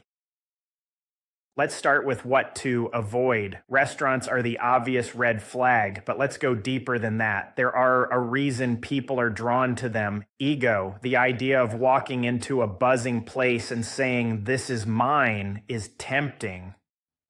I've felt it too. I've even daydreamed about owning a restaurant, maybe when I've got money to burn and time to waste. But not today. Because the truth is, restaurant ownership is a brutal game. Margins are razor thin. Staffing is a revolving door. Customer loyalty is unpredictable. One bad health inspection or bad review, and it all comes crashing down. And worst of all, you can do everything right and still lose because people's tastes shift constantly. A location that was slammed for 2 years can be half empty a year later through no fault of your own. That same pattern applies to a whole category of high-risk businesses: retail stores, vape shops, novelty franchises, trend-based gyms, boutique food concepts. These businesses rely on constant reinvention. They're heavily dependent on image and foot traffic. Most don't survive the first lease renewal. If the business is tied to a trend, a fad, or an image-based customer base, think twice. You're buying volatility, not stability. The illusion of easy businesses. Some business types seem easy because the barrier to entry is low, but that's exactly the problem. Take landscaping. On paper, it looks simply. Buy a truck, get some equipment, and you're in business. The problem is, so can everyone else. You can start a landscaping company in a weekend. Same with pressure washing, mobile car detailing, or low-level handyman services. The problem isn't that those businesses don't make money, some do. It's that they're too easy to compete with. And if anyone with a pickup and a Craigslist ad can offer the same service you do, you're going to be in a constant price war. Now, I like the home services space. I've invested in it, but I look for operations that have a real barrier to entry: equipment, licensing, capital requirements, technical expertise, anything that keeps competitors from flooding the market overnight. A guy who owns 5 trash trucks and 600 commercial dumpsters has a moat. A guy mowing lawns doesn't. What I actually look for. When I'm scanning businesses for acquisition, I keep coming back to a few core traits that signal long-term durability. 1. Recurring revenue, not just repeat customers, but predictable contracts or ongoing service models that smooth out the revenue curve. 2. Service-based, not product-based. Services are harder to copy, and everyone always needs services. People can do without stuff, but will always need services. They often have better margins and lower inventory risk. 3. Recession-proof. 4. Operational stability. The business shouldn't rely on one person, especially the owner, to function. 5. 10 years or more in business. If a company has made it through economic cycles, leadership changes, and market shifts, that history tells you a lot more than any marketing pitch. 6. Boring but necessary. I don't care if the business is exciting. I care if it solves a problem people will always have. That's where money lives. One of my favorite types of businesses to look at is anything tied to home infrastructure. HVAC, plumbing, electrical, pest control, insulation, painting, pool service, roofing, water filtration, flooring, security, tree trimming, sprinkler service, fencing, and the list goes on. The kinds of services homeowners can't avoid. Whether the economy's booming or slowing down, people still need heat in the winter, working toilets, and roofs that don't leak. That kind of demand is evergreen. That's where you want to plant your flag. Understanding barriers to entry. Here's a principle that should guide how you evaluate industries. The harder it is to start the business from scratch, the safer it probably is to buy. If the startup costs are high, if the equipment is expensive, if licensing is strict, or if the operational complexity takes real knowledge, that's a good sign. Let's go back to trash hauling business example. That's not a business you can enter on a whim. You need capital to buy trucks. You need contracts with commercial clients. You need infrastructure and systems in place. Someone can't just decide on a Friday that they're your competitor by Monday. That's what makes it defensible. That's what makes it attractive. Compare that to a t-shirt printing shop. There's almost no barrier. You can start one online with a Shopify template and an Instagram account, which means you're not buying anything special. You're just buying a few months head start that anyone can replicate. When you buy a business, you're not just buying cash flow, you're buying position in the market. If that position is easy to copy, your investment is fragile. If it takes real effort and time to replicate, your position is protected. Why 10 years is my minimum? Time in the market matters. I don't care what the industry is. If the business hasn't been around for at least 10 years, I'm already skeptical. Statistically, the odds of failure drop drastically after the 10-year mark. But more importantly, history tells you what the business is really made of. Has it weathered an economic downturn? Has it survived staff turnover? Have competitors come and gone? What happens in its slow seasons? Does it depend on one key client or one key employee? If a company's been through all of that and is still standing, better yet, still profitable, that's a green flag. And let me be clear, growth is nice, but I'm not hunting for rocket ships. I'd rather see steady, boring consistency than sudden spikes. In fact, if a business has flat revenue for years and then suddenly jumps 30% in the year it's being sold, I start asking hard questions. Is the seller pumping the numbers? Is there a one-time client inflating things? Did they slash expenses to boost short-term profits? Don't get seduced by upward graphs. Get seduced by long-term durability. A quick way to spot a time bomb: customer concentration. Let's talk about one of the biggest blind spots new buyers overlook: customer concentration. If one client accounts for more than 10 or 15% of a business's total revenue, you're walking into a risky deal. It might not look like it on the surface. The financials may still check out. The cash flow might look healthy. But what you're really buying is exposure.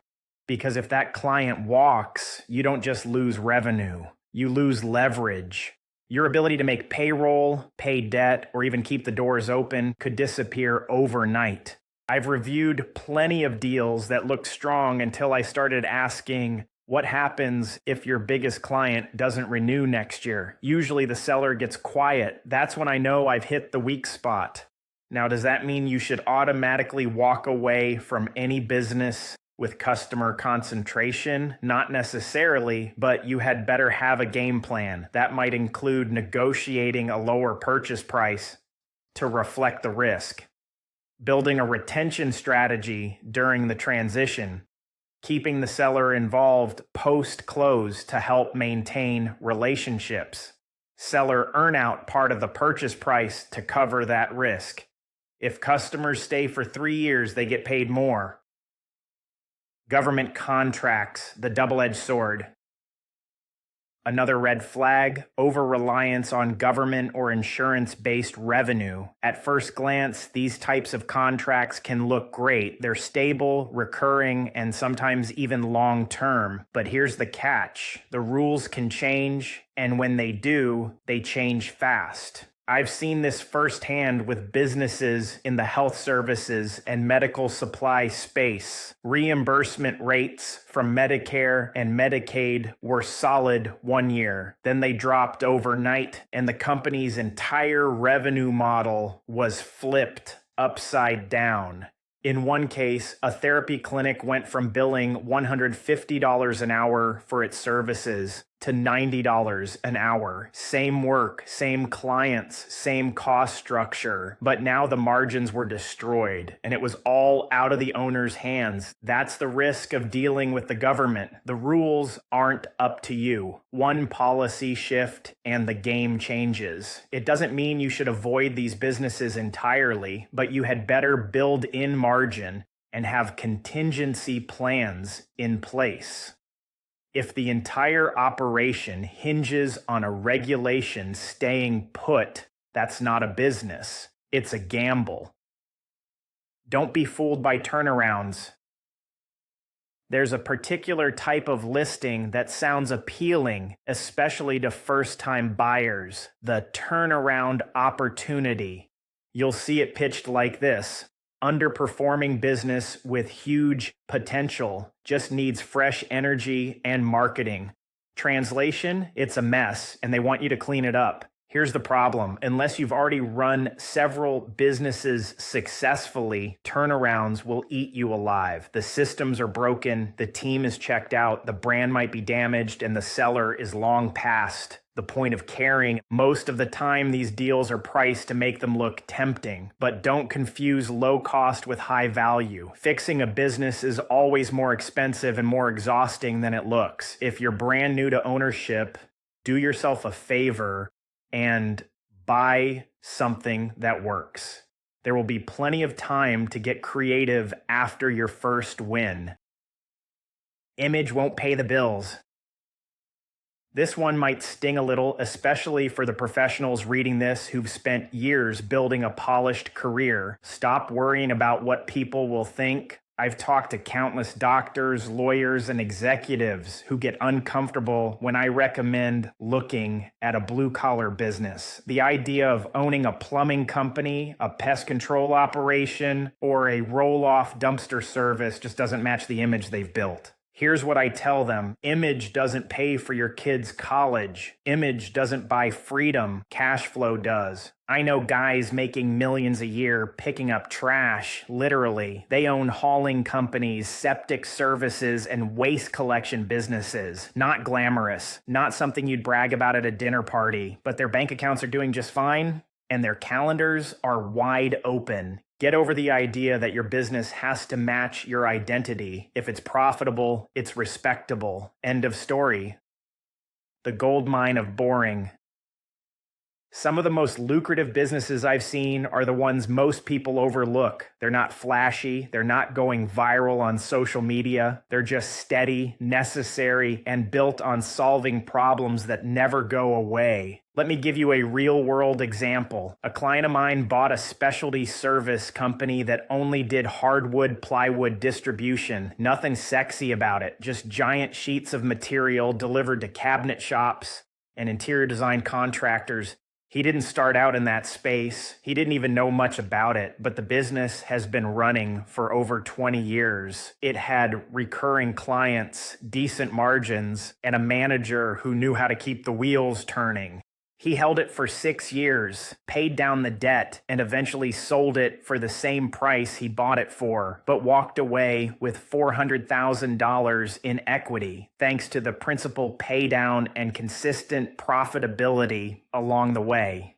Not a home run, not a headline story, but he made solid money, learned a ton, and did it without gambling on unproven ideas. That's the play. Buy boring, run it well, get wealthy quietly. A checklist to think with. As you begin evaluating different types of businesses, here's a quick mental filter I run everything through. Is the business at least 10 years old? Are revenues consistent, not just inflated in the year of sale? By the way, I value businesses based off of a 3-year average of earnings. Is there recurring or repeatable revenue? Does it solve a problem people will always have? Are operations stable without relying on one person? Is industry evergreen, not trend-driven? Is there a barrier to entry that keeps competitors out? If you can answer yes to most of those, you're in a good spot. If not, dig deeper or keep looking. There are millions of businesses out there. You don't need to settle for a mediocre one just because it's available. Take your time. Learn the patterns, and when you find one that checks the right boxes, move decisively. Final thought. Know what game you're playing. Buying a business isn't about impressing people. It's not about finding the coolest industry or chasing the highest theoretical upside. It's about buying cash flow. It's about controlling your future. And it's about choosing a game you can actually win, one where experience, discipline, and patience pay off far more than flash and hype. So ignore the trends. Ignore what looks good on Instagram. Buy what works. That's how real wealth is built. Takeaways.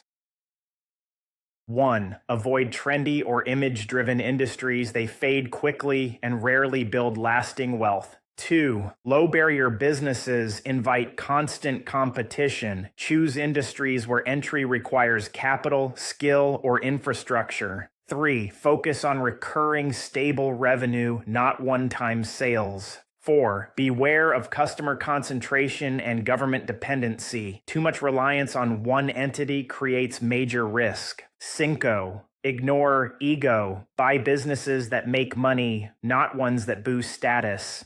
6. Boring businesses with long histories often outperform hot startups. 7. If the numbers only look good this year, dig deeper. 8. You don't need to fix a broken business. You need one that already works. Chapter 7: How and Where to Find the Perfect Business.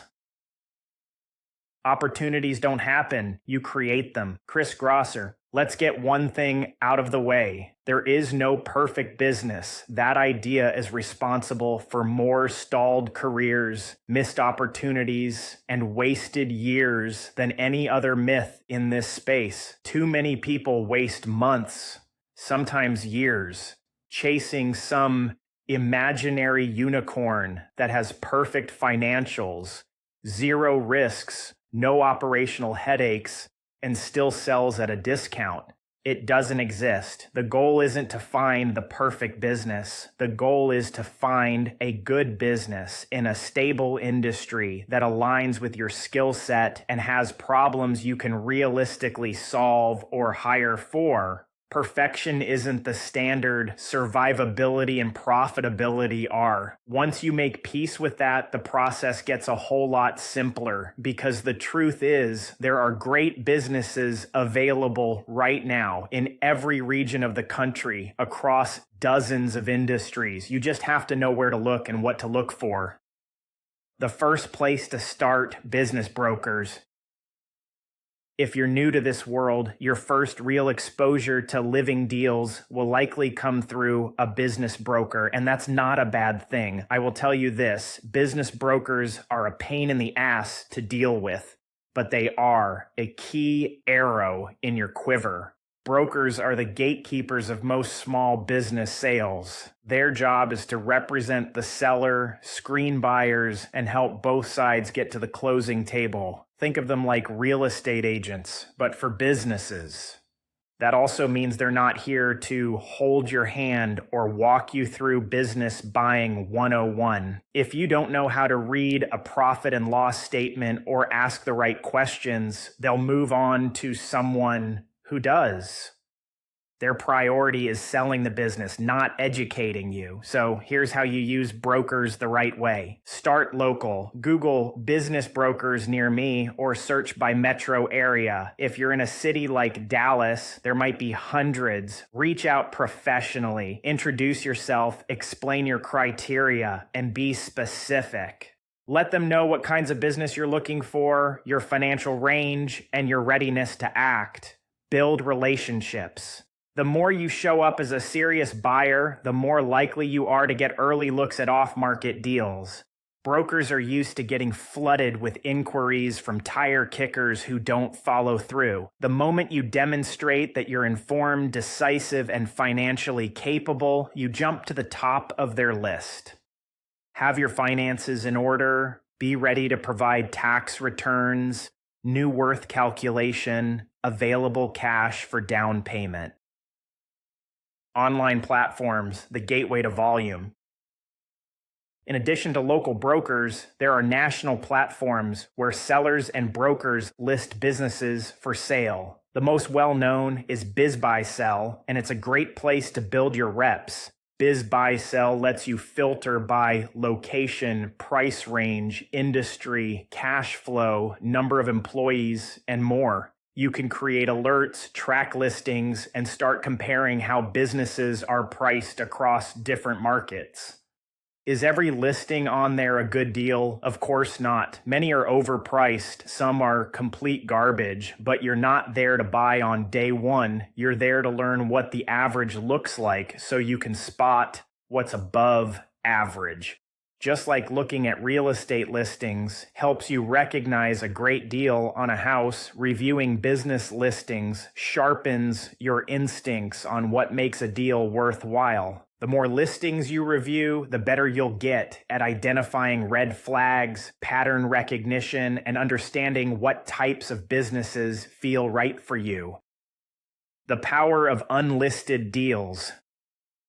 Some of the best deals you'll ever come across aren't listed anywhere. They're not on broker websites and they're not posted on BizBuySell. They happen through conversation, curiosity, and a little courage. This is what most first-time buyers overlook, the power of direct outreach. Think about the small business owners in your own community, the ones who've been in business for 15 or 20 years, the ones who are clearly doing well, but probably getting tired. You think they all have an exit plan? Most don't. You think they're all waiting for a broker to bring them a buyer? A lot of them would rather sell to someone local, someone they like, someone they trust, someone they know. That could be you. When I bought my first business, it wasn't because I stumbled across a listing online. It was because I had a personal connection. A guy I played soccer with happened to be a business broker and brought me the opportunity. We weren't even looking for flooring businesses, but we were asking questions, and we let people know we were serious. That's how deals happen. Building your deal flow through conversation. If you want access to real opportunities, you need to be willing to talk to people. Start with professionals who work with business owners every day, CPAs, attorneys, wealth managers, commercial bankers. These are the people who often hear first when someone is thinking about selling. Make sure they know you're looking. Introduce yourself clearly and professionally. You're not asking them to find you a deal. You're letting them know what you're looking for so that if something comes up, you're top of mind. This works because most business owners don't know how to sell. They might not even know their business is sellable. But if you show up with the right approach, you might be the solution they didn't realize they were looking for. It's not about being aggressive. It's about being visible. NDA first, then you dig. When you do find a business that looks interesting, whether through a broker or direct outreach, the first step is simple. Sign a non-disclosure agreement, NDA. This protects the seller. It ensures that sensitive financial and operational details aren't floating around publicly. Don't take this personally. It's standard. If you were selling your business, you'd want the same protection. Once the NDA is signed, you'll receive what's called a confidential information memorandum, CIM, or deal packet. This usually includes the past 3 years of profit and loss statements, tax returns, and a basic overview of operations. Don't treat this casually. Review everything with attention, flag inconsistencies, prepare questions. The goal is to understand how the business works, what drives its revenue, and whether it has the stability and upside you're looking for. At this stage, your job isn't to make a decision. Your job is to gather enough information to determine if you want to keep going. If you do, you move toward a letter of intent. If not, walk away and move to the next. This process gets easier with experience. Every listing you evaluate makes you sharper. Cold outreach, the skill most buyers avoid and shouldn't. Want to know one of the most powerful tools for finding great businesses? Picking up the phone. Most buyers never do this. They'd rather scroll listings or wait for a broker to email them something. That's fine if you're looking for what everyone else is looking for. But if you want access to businesses that aren't being shopped to the masses, you need to get proactive. Cold outreach doesn't mean pitching or selling. It means introducing yourself, being direct, and opening a door that wasn't open before. Here's how it works. You identify 10 to 20 businesses in an industry you like. They've been around at least 10 years, have decent local reputations, and aren't part of a franchise. You look up the owner's name, often on the state business registry or the company's website, and you reach out with a simple message. Hi, I'm an entrepreneur interested in acquiring a business like yours in the next year or two. I'm not a broker or investor. I'm looking for something I can own and operate locally. I know you're probably not selling, but if you ever consider it, I'd love to talk. That's it. No pressure, no sleazy tactics, just honesty and curiosity. You'd be surprised how many owners are thinking about exciting offers but haven't told anyone yet. Sometimes they've had a health scare or they're burnt out.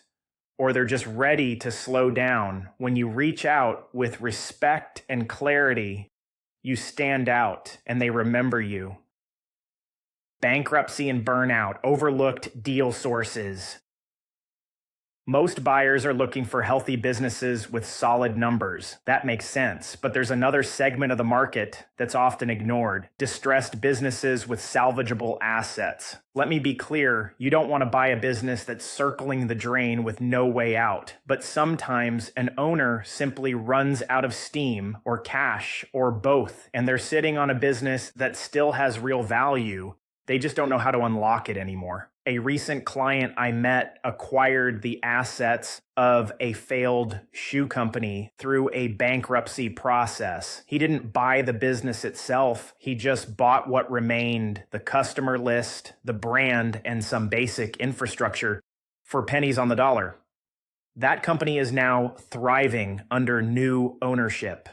Another guy bought a business where the owner hadn't updated their pricing in 5 years. Costs had gone up, but they were too tired to make the changes. Revenue was flat and profits were declining. He bought it, adjusted the pricing structure, and doubled the profit in 18 months. Burnout is real, and it creates opportunity for the buyer who knows how to spot it. If you want to explore this path, talk to bankruptcy attorneys and commercial real estate agents. They often know who's shutting down and why, and they can point you to opportunities before they hit the market. Build a repeatable process.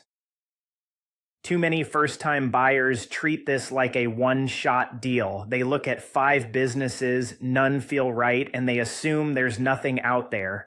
Wrong mindset. You need to build a process, one you can run consistently, and be patient. This may take you 12 to 18 months to find the right business. It may take 30 days, but I will be prepared for 18 months. Here's what that looks like. Create a watch list of target industries. Focus on areas with recurring revenue, low customer churn, and proven need. Home services, logistics, niche B2B, etc. Set sourcing targets weekly. Reach out to 3 to 5 brokers. Browse 10 to 15 listings. Send 2 to 3 direct emails to business owners. Schedule 1 to 2 introductory calls with sellers. Track your activity. Keep a simple spreadsheet with business names, contact details, last communication, and notes. If you talk to someone once, follow up in 30 days. If a business isn't ready to sell now, check back in 6 months.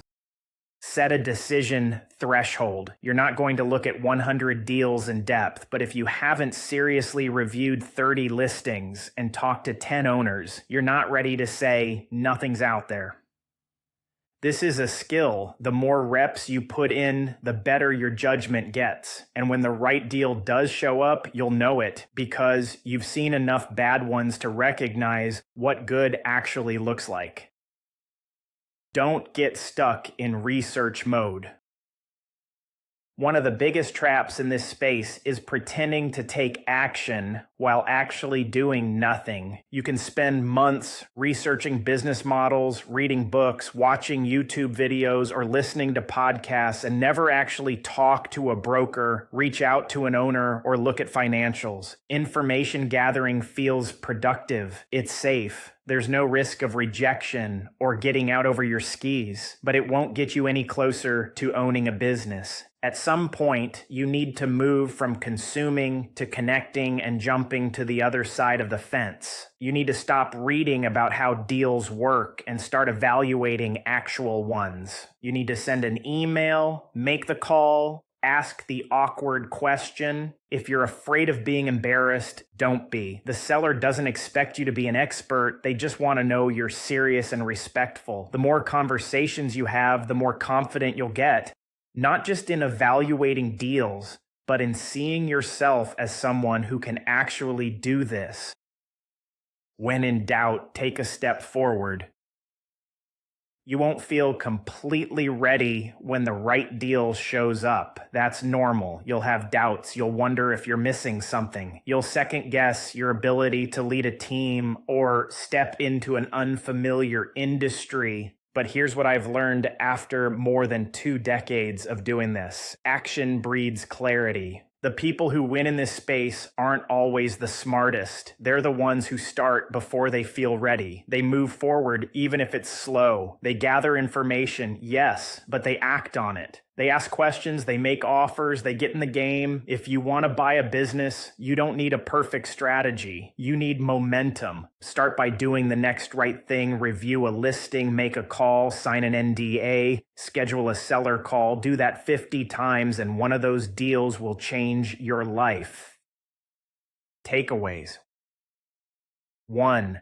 Brokers are a starting point, not a shortcut. Build relationships and show up as a serious buyer. 2. Use BizBuySell and other platforms to learn what average looks like. 3. Great deals are often unlisted or off-market. Talk to business owners directly. 4th, bankruptcy, burnout, and fatigue create opportunities. Look where others aren't. 5. Build a system. Don't rely on one lucky lead. 6. Track your sourcing activity and set weekly goals. 7. Don't wait to feel ready. Get in the game and learn by doing. Chapter 8. Decoding Financials with Confidence. If you don't understand the numbers, you don't understand the business. Warren Buffett. If you're serious about buying a business, you need to learn how to read financials like your life depends on it, because it does. Understanding how to decode financial statements isn't optional. It's not something you can wing. It's where deals get made or wrecked, and it's where most new buyers make their biggest mistakes because they either don't know what they're looking at, or worse, they think they do. My goal for you isn't to become an accountant. The goal is to get good enough to smell when something's off and know when to bring in the experts. If you don't have that skill, you're going to end up overpaying, missing red flags, or stepping into a business that looks great on paper but bleeds cash the second you take it over. The trash hauling wake-up call. A few years ago, someone came to me excited about a trash hauling company they wanted to buy. On the surface, it checked all the boxes. The business made $2 million in revenue and claimed $500,000 in profit. The asking price was $1.5 million, a 3 times multiple, which is pretty standard. He was ready to write a check until I looked at the numbers. First red flag, their annual insurance expense was listed at $10,000. This company had a fleet of garbage trucks, not pickups, actual trash hauling rigs, each one worth upwards of $200,000. Just insuring one of those properly should have been $20,000 per year minimum. Multiply that across 5 trucks, and we're already looking at a $100,000 hole in the P&L. Second red flag, every single worker was listed as a 1099 contractor. No W-2s, not one. If you've spent any time around labor law or even just Googled IRS classification rules, you'd know that drivers operating company-owned vehicles, working set hours, and being told what to do every day do not qualify as independent contractors. That's a payroll tax issue waiting to explode. Between properly accounting for insurance and reclassifying workers correctly, the actual profit of the business wasn't $500,000. It was closer to $250,000. And now that 3x multiple deal suddenly looked like a 6x multiple, and a risky one at that. That's the power of knowing how to read between the lines. Don't get distracted by top line.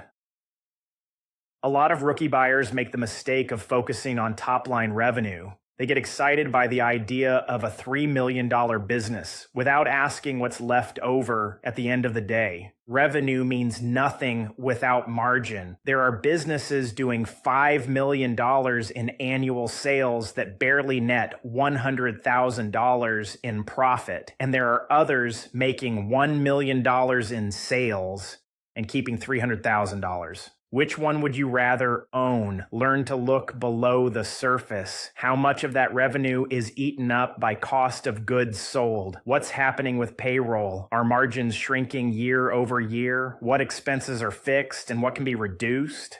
It's not about how big the business is. It's about how efficiently it turns dollars into profit. Understanding ODI, owner's discretionary income. One term you'll see thrown around a lot in small business listings is owner's discretionary income, or ODI. It's sometimes also called SDE, seller's discretionary earnings. Whatever the acronym, the concept is the same.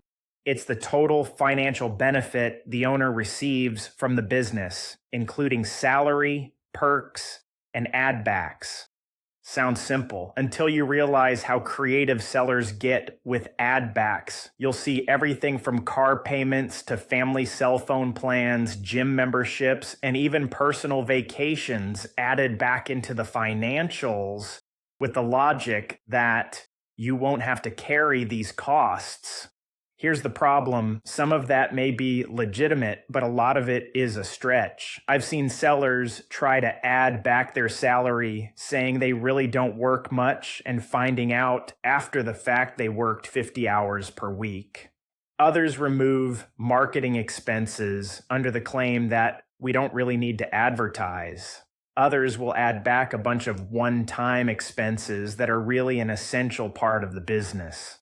If you're not careful, you'll take that inflated ODI at face value and drastically overpay. Your job is to verify each add back. Ask, is this truly non-essential to running the business? Will I realistically cut or remove this? Is this actually a personal expense, or are they just hiding overhead? Don't rely on what the seller tells you. Cross-reference with bank statements, ask questions, push back. The importance of margin patterns. It's not enough to look at 1 year of financials and decide whether a business is worth buying. You need to study the pattern. I've seen plenty of businesses that show strong profit 1 year and then a sharp dip the next, only for the seller to claim that was just a one-time hit or we had an unusual project delay. Don't fall for it. Patterns tell the truth. If a business had a 45% gross margin 3 years ago, 38% the year after, and now it's at 32%, that's a red flag. Something is happening. Either costs are rising, pricing power is eroding, or efficiency is slipping. Same goes for payroll. If labor costs are climbing every year but revenue isn't keeping up, the business is either overstaffed or paying more without getting more. Ask yourself, are margins stable over time? Are any expense categories growing disproportionately? Is there consistent reinvestment, or are they just ridding momentum? You want a business with predictability. That doesn't mean every line item is perfect, but the trends should make sense. The story behind the numbers. Numbers can't tell you everything. They don't show you the mood in the office. They won't reveal the loyalty of the employees, and they sure as hell won't tell you if the business runs because of one person doing everything behind the scenes. But numbers can hint at those problems. Let me explain. I once looked at a company that showed healthy profit margins until I noticed something odd. The owner's salary was listed at just $28,000. This business had 6 employees, made over $1.2 million in revenue, and yet the owner was paying himself less than a shift manager at Target. Turns out he was doing everything himself. He was the salesperson, the operations manager, the estimator, the bookkeeper, and the one putting out fires when things went wrong. Sure, the business made money, but it wasn't sustainable.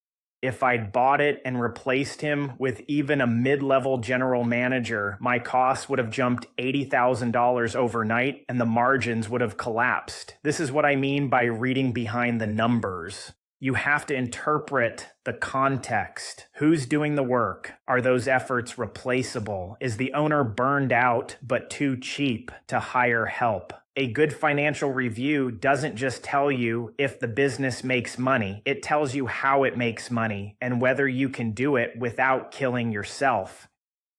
Common red flags and why they matter. Every business has flaws. That's normal.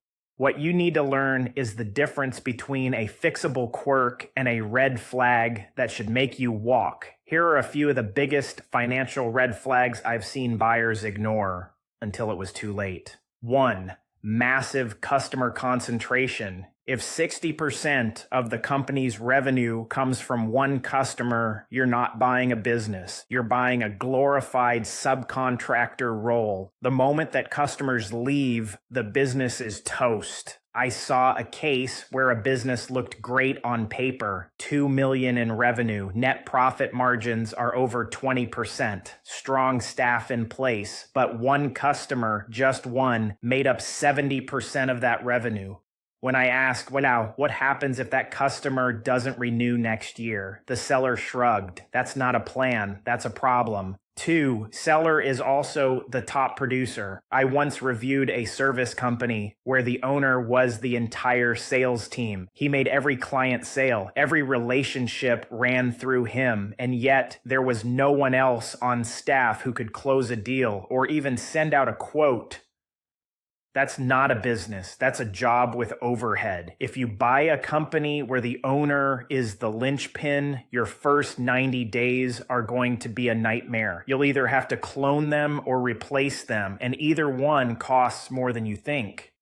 3rd, sharp dips in revenue with vague explanations. Be cautious when you see a year where revenue drops significantly and the seller gives you a one-time excuse. Maybe they say a supplier caused delays, or a key employee left, or a large customer defaulted. That's fine if the business bounced back quickly and consistently, but if that dip lingers or the excuse sounds soft, dig deeper. It's easy to hide larger operational issues behind convenient stories. 4th, inventory games. This one's sneaky. I've seen sellers artificially inflate margins by underreporting inventory or pushing big purchases into the following fiscal year. On paper, the cost of goods sold looks lower, which means margins look stronger. This is really easy to do with a cash-based taxpayer. More on what an accrual versus cash basis taxpayer means and why you need to understand that. But when you take over and have to restock properly, suddenly your margins collapse and your profitable business isn't making much at all. Always request inventory statements, aging reports, and confirmation that stock levels match what the business truly needs to operate. If you're not careful, this is how you end up eating a $50,000 expense you didn't budget for. The power of the normalized P&L. One of the best tools in a buyer's arsenal is the normalized profit and loss statement. This is where you take the seller's P&L and rebuild it, stripping out fluff, validating add backs, and inserting your actual operating assumptions. You're not trying to paint a rosy picture. You're building your version of what the business will look like when you run it. Include a market rate salary for yourself or whoever will run the business day to day. Proper insurance expenses, realistic employee compensation, not just what the seller happened to pay. Operating costs you can't remove, licenses, rent, software, etc. Any recurring marketing, maintenance, or vendor costs that may be understated. The goal is simple. Know what you'll really walk away with each year. If that number doesn't make sense for the risk, don't buy the business. You don't need to be a CPA, but you need one on speed dial. Here's the truth. Even though I'm a CPA myself, I don't do my own taxes anymore, and I sure as hell don't handle all the financial reviews alone when I'm evaluating a business to buy. I hire pros who live and breathe this stuff. The difference between a standard CPA and a strategic one is night and day. You don't want someone who just files return. Very rarely do I go a week without calling my CPA with some crazy-ass question. You want someone who thinks like an owner, asks the right questions, and can analyze trends, not just columns. And if they've never worked on a deal before, walk away. The nuances of small business financials are very different from personal tax returns or big corporate audits. Bring in someone with deal experience, someone who knows what adjusted EBITDA really means, someone who's reviewed asset purchase agreements and knows what should and shouldn't show up on a balance sheet. This isn't the time to cut corners. A good CPA can save you more money in 5 hours than you'll spend hiring them for 5 years. Always validate with the source documents. Never rely on PDFs or spreadsheets handed over by a seller. Ask for bank statements, tax returns, at least 3 years, payroll records and returns inventory reports, accounts receivable and payable aging reports. Why? Because QuickBooks lies, or rather, sellers can manipulate what gets input into QuickBooks, but the bank doesn't lie. The IRS doesn't lie. That's the reality check. I once had a seller show me a gorgeous P&L, perfect margin, clean overhead, great net income. Then I asked for bank statements and noticed something strange, large weekly withdrawals that weren't accounted for. Turned out the owner was pulling cash from the business and not recording it. The real numbers were much lower than what he claimed. Had I taken the P&L at face value, I would have overpaid by nearly $300,000. Always verify. Buy based on facts, not potential. This is one of the biggest traps new buyers fall into. They see a business making $200,000 in profit and convince themselves they can turn it into $600,000 in a year. They look at a weak marketing strategy and say, oh, I'll fix that in 90 days. They assume customer churn will drop, upselling will increase, and every inefficiency will magically disappear with a few tweaks. Stop. Buy the business based on how it operates today, not what you think it could be. Any growth or improvement is an upside, not a guarantee. If the business doesn't make sense based on current performance, walk away. Don't talk yourself into a fantasy. Remember, you're not buying potential. You're buying reality. And reality has payroll, vendors, pissed off customers, and 100 moving parts you haven't seen yet. If the numbers work in today's messy, imperfect state, great. If not, move on. Final thought, master the numbers or get burned by them. You don't need to become a financial wizard to buy a business, but you do need to become dangerous enough to spot red flags, ask sharp questions, and know when something smells off. The people who get screwed into small business acquisitions aren't the ones who take risks. They're the ones who take risks blindly without reading the fine print, asking for help, or verifying the truth behind the spreadsheets. Don't be that buyer. When you know your numbers, you make better decisions, you buy better businesses, you avoid disasters, and you give yourself a foundation to actually grow wealth instead of scrambling to fix the mess someone else left behind. This is where wealth is won or lost. Treat it that way. Takeaways. 1. Learn to analyze financials beyond the surface. Top-line revenue means nothing without strong margins and clean books. 2. Watch for hidden red flags, customer concentration, underreported expenses, or owners who are the entire business. 3. Always rebuild the P&L using realistic assumptions for your ownership. 4. Don't rely solely on what the seller provides. Verify everything with source documents. 5. Bring in a CPA who thinks like a business owner, not just a tax filter. 6. Never buy based on potential. Buy based on reality. Chapter 9. Navigating SBA loans and financing.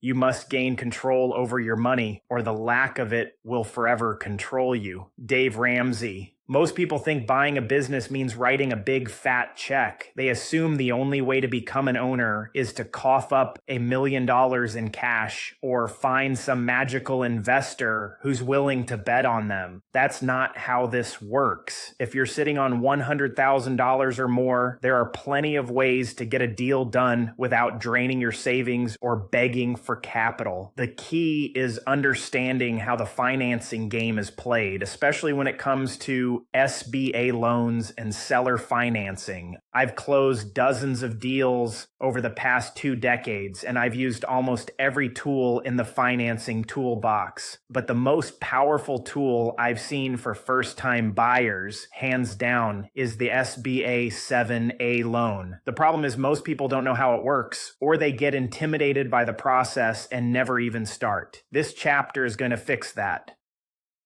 Why the SBA exists in the first place. Let's rewind for a second. The Small Business Administration, SBA, wasn't created for people like me. It was created for people like you, aspiring business owners without millions in assets or a long track record.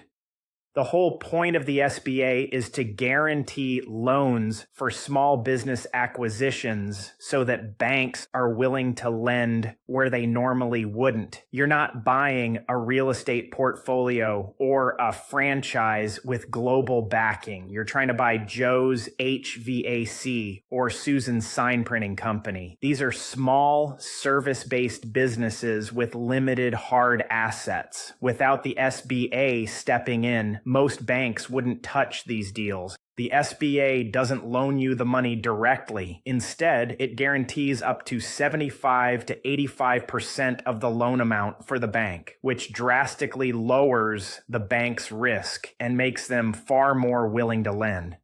That guarantee is what opens the door for you to buy a business with as little as 10% down. If you understand how the system works, you can make it work for you. The anatomy of a typical SBA deal. Let's break it down with real numbers. Let's say you're buying a business for $1 million. Here's how a typical SBA-backed deal might look. Buyer contribution, you, $100,000, 10%. SBA-backed bank loan, $800,000, 80%. Seller note, financed by the owner, $100,000, 10%.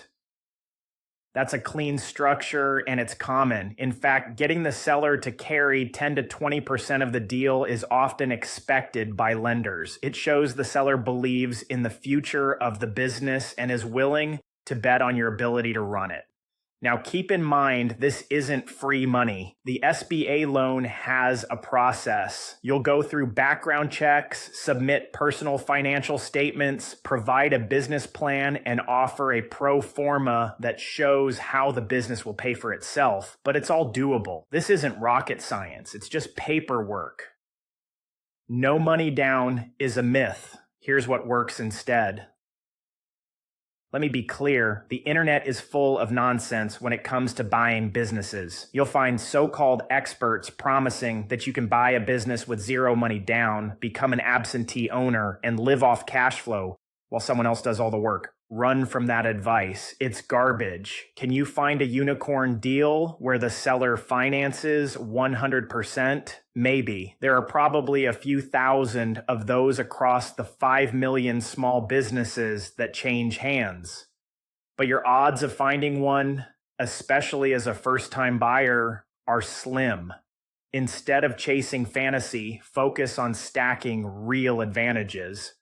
Bringing 10 to 15% of your own money to the table, negotiating seller financing to reduce your bank loan, understanding the SBA loan structure, building relationships with lenders who know the space.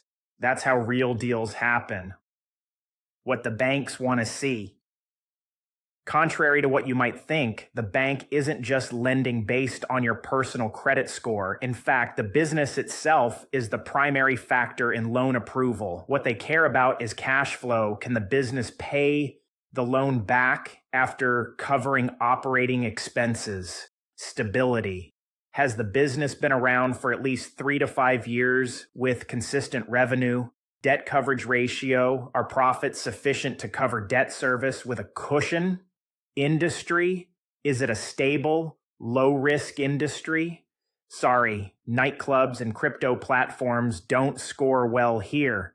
Yes, your personal financials still matter. You'll need to show that you're not drowning in debt, and they'll want to see a resume that proves you're competent. But the myth that you need to be a millionaire with a perfect credit score, that's false. The right business with the right structure makes all the difference. Don't rely solely on one bank. Here's something I wish someone had told me early on. Not all SBA lenders are created equal. Some banks advertise SBA loans, but rarely fund them. Others have internal committees that block deals for reasons that make no sense. You might spend 3 months working with a bank only to get a rejection because the underwriter didn't like the customer concentration. To avoid that, shop around. There are banks that specialize in SBA lending. Their process deals faster, understand the quirks of small business acquisitions, and have teams that know how to evaluate businesses that aren't built on recurring revenue or massive asset bases. Better yet, talk to other buyers. Ask who they've used. There's no faster way to avoid wasted time than borrowing the playbook of someone who's already closed a deal. The power of seller financing. One of the most underutilized tools in small business acquisition is seller financing. Sellers don't always need or want all the money up front. Many are more than willing to carry 10 to 30% of the deal as a note, especially if they've owned the business for years and don't know what they'd even do with a lump sum sitting in a bank account. Here's the beauty of seller notes. They reduce your need for outside capital. They give the seller skin in the game. They act as a built-in buffer if you hit a bump in the road. Let me give you an example. I once structured a deal where the seller agreed to carry 25% of the purchase price at a 5% interest rate deferred for 12 months. That meant I had a full year to stabilize the business and build up cash reserves before making a single payment to them. Try getting that from a bank. Even better, this seller stayed involved in the business during that time to help us hit the numbers that would trigger his earnout clause. He wanted to help because the better the business did, the more he got paid. That's the kind of partnership you want when you take over, not someone who disappears after the check clears. SBA red tape. It's real but worth it. Let's not sugarcoat this. SBA loans come with bureaucracy. This is the federal government we're talking about. There's paperwork. There are forms you've never heard of. You'll be asked for tax returns from 3 years ago, a personal resume, a business plan, and financial projections that make sense to a banker. They'll do a background check, they'll fingerprint you, they'll want to know if you've ever been late on a student loan. If you've defaulted on a federal loan in the past, you're probably disqualified. If you're under indictment for securities fraud, that's also going to be a problem. Hopefully that's not news to you. But here's the thing, it's all manageable. You're not climbing Everest. You're assembling a packet of documents that most banks will help you pull together if you're serious. And once you do it once, the next deal gets a whole lot easier. I've been through it multiple times. Yes, it's tedious. No, it's not fun. But would I go through it again to acquire a business throwing off 6 figures in profit each year without hesitation? Know the fees before you commit. Here's something that doesn't get talked about enough. SBA loans aren't free. The SBA charges a guaranteed fee, essentially an insurance premium the borrower pays to make the loan happen. For loans over $500,000, the fee is typically around 3% of the guaranteed portion. If you're borrowing $1 million, expect to pay about $25,000 to $30,000 in fees. Now, most banks will roll that into the loan, so you're not writing a separate check for it, but you still need to factor it into your overall cost of acquisition. That includes legal fees, third-party business valuations, often required by SBA lenders, environmental reports, if real estate is involved, closing costs. You're not just coming up with the down payment, you'll need extra cushions for all of these add-ons. Most buyers underestimate the total upfront cost by at least 10 to 15%. Don't make that mistake. Plan for it now or scramble later. The pro forma that actually gets approved. Your lender is going to ask for a pro form, a projected income statement that shows how the business will perform for the next 3 to 5 years once you take over. This is where a lot of first-time buyers blow it. They write up some overly optimistic spreadsheet that shows revenue doubling in year 1, margins jumping by 20%, and payroll somehow shrinking even while hiring more people. That's not pro form, that's fiction. A smart pro forma shows continuity, realism, and conservative growth. The bank wants to see you understand the current cash flow and don't plan on blowing it up. You've accounted for debt payments. You're not assuming magical savings with no explanation. You're leaving margin for error in case revenue dips or expenses spike. In other words, they want to know you won't kill the business within 6 months of buying it. I tell people this all the time. If your projections only work when everything goes right, you're already screwed. Build in cushion. Make conservative assumptions, and prove that you're thinking like an operator, not a dreamer. When to walk away from a deal. Sometimes, even with SBA financing on the table, the numbers just don't make sense. Maybe the seller is demanding a price too high. Maybe the cash flow won't support the loan. Maybe the business has too many moving parts, and the margins are razor thin. I will say this, if the SBA approves the deal, it is probably a good deal with a good chance of success because their underwriting is very thorough. Here's a hard truth. If you overpay for a business, financing just gives you a faster path to failure. You don't solve a bad deal with better loan terms. You solve it by not doing the deal in the first place. I once passed on a business that I liked, but the seller refused to budge from his price, even though the cash flow barely supported the debt. The bank was willing to fund it, but I'd be walking into a business where every bad month puts me at risk of default. Could I have negotiated better terms? Maybe. Could I have tried to grow the business quickly? Sure. But why start out from behind? There's no rule that says you have to do a deal. Sometimes the best move you can make is waiting for the right one. Getting creative with multiple funding sources. Not every deal has to be SBA only. I've done deals where we combine personal capital, SBA debt, seller financing, and even outside investors. Sometimes you can't check every box with a single lender, and that's okay. For example, the SBA may only fund 80% of the purchase price, and you don't want to drain your personal reserves for the 20% down. So you bring in a friend or partner for part of the equity in exchange for a minority stake. The seller agrees to carry 15% of the price on a 5-year note at 6% interest, but defer payments for the first 6 months while you get your arms around operations. You negotiate a consulting agreement with the seller where part of their note is tied to performance milestones, not just a fixed repayment schedule. That's not theory. I've done it. And those hybrid structures are often the reason deals close because they allow everyone to share in the upside while managing risk. Just don't overcomplicate things. Keep it clear. Keep it documented. And get a transactional attorney who knows how to paper deals like this the right way. Choose pressure you can handle.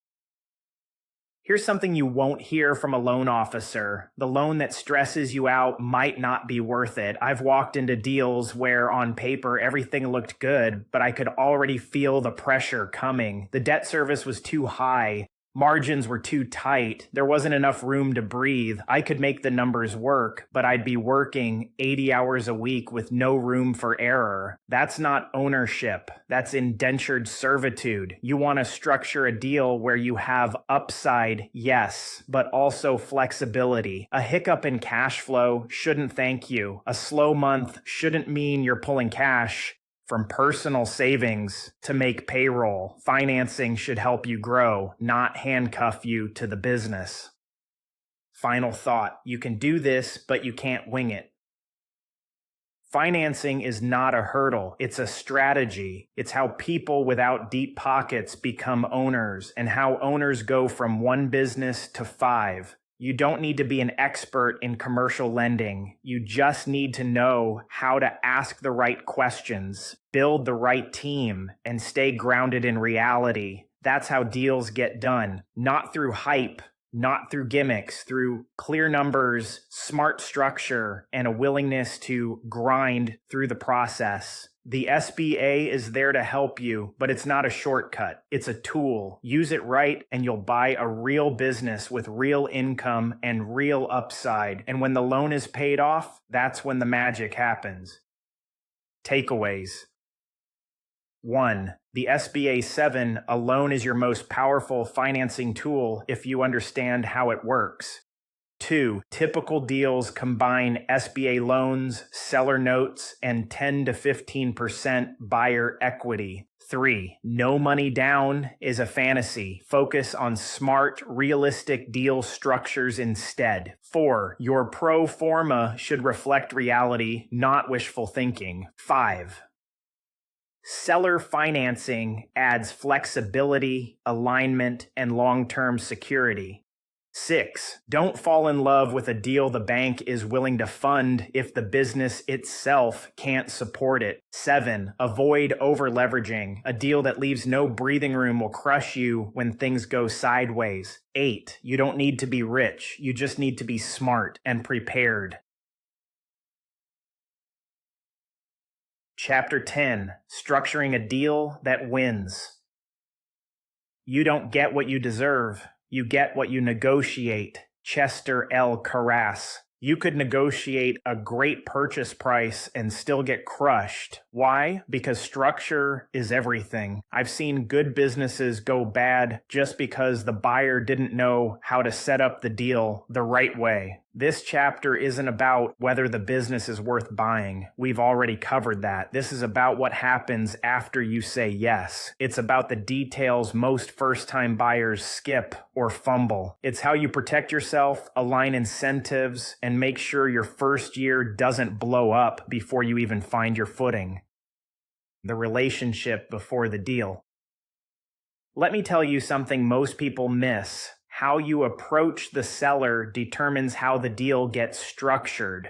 When I'm looking at a business to buy, I don't walk in with a spreadsheet and a checklist. I walk in asking about their life, what they plan to do after they sell, whether they like to travel. If they've thought about retirement, I ask about their kids, their hobbies, even their favorite places to eat. Why? Because once you understand the seller's motivations, you can structure a deal that works for both sides and avoid pushing them into a defensive corner. A seller who's emotionally attached to their business doesn't want to hear you talk about layoffs and restructuring in the first meeting. They want to know that you care about the legacy they've built, that you understand this isn't just a transaction to them. Once they feel that, they start working with you instead of against you. I've closed more deals by becoming someone the seller likes and trusts than by winning negotiations. Structure starts with trust.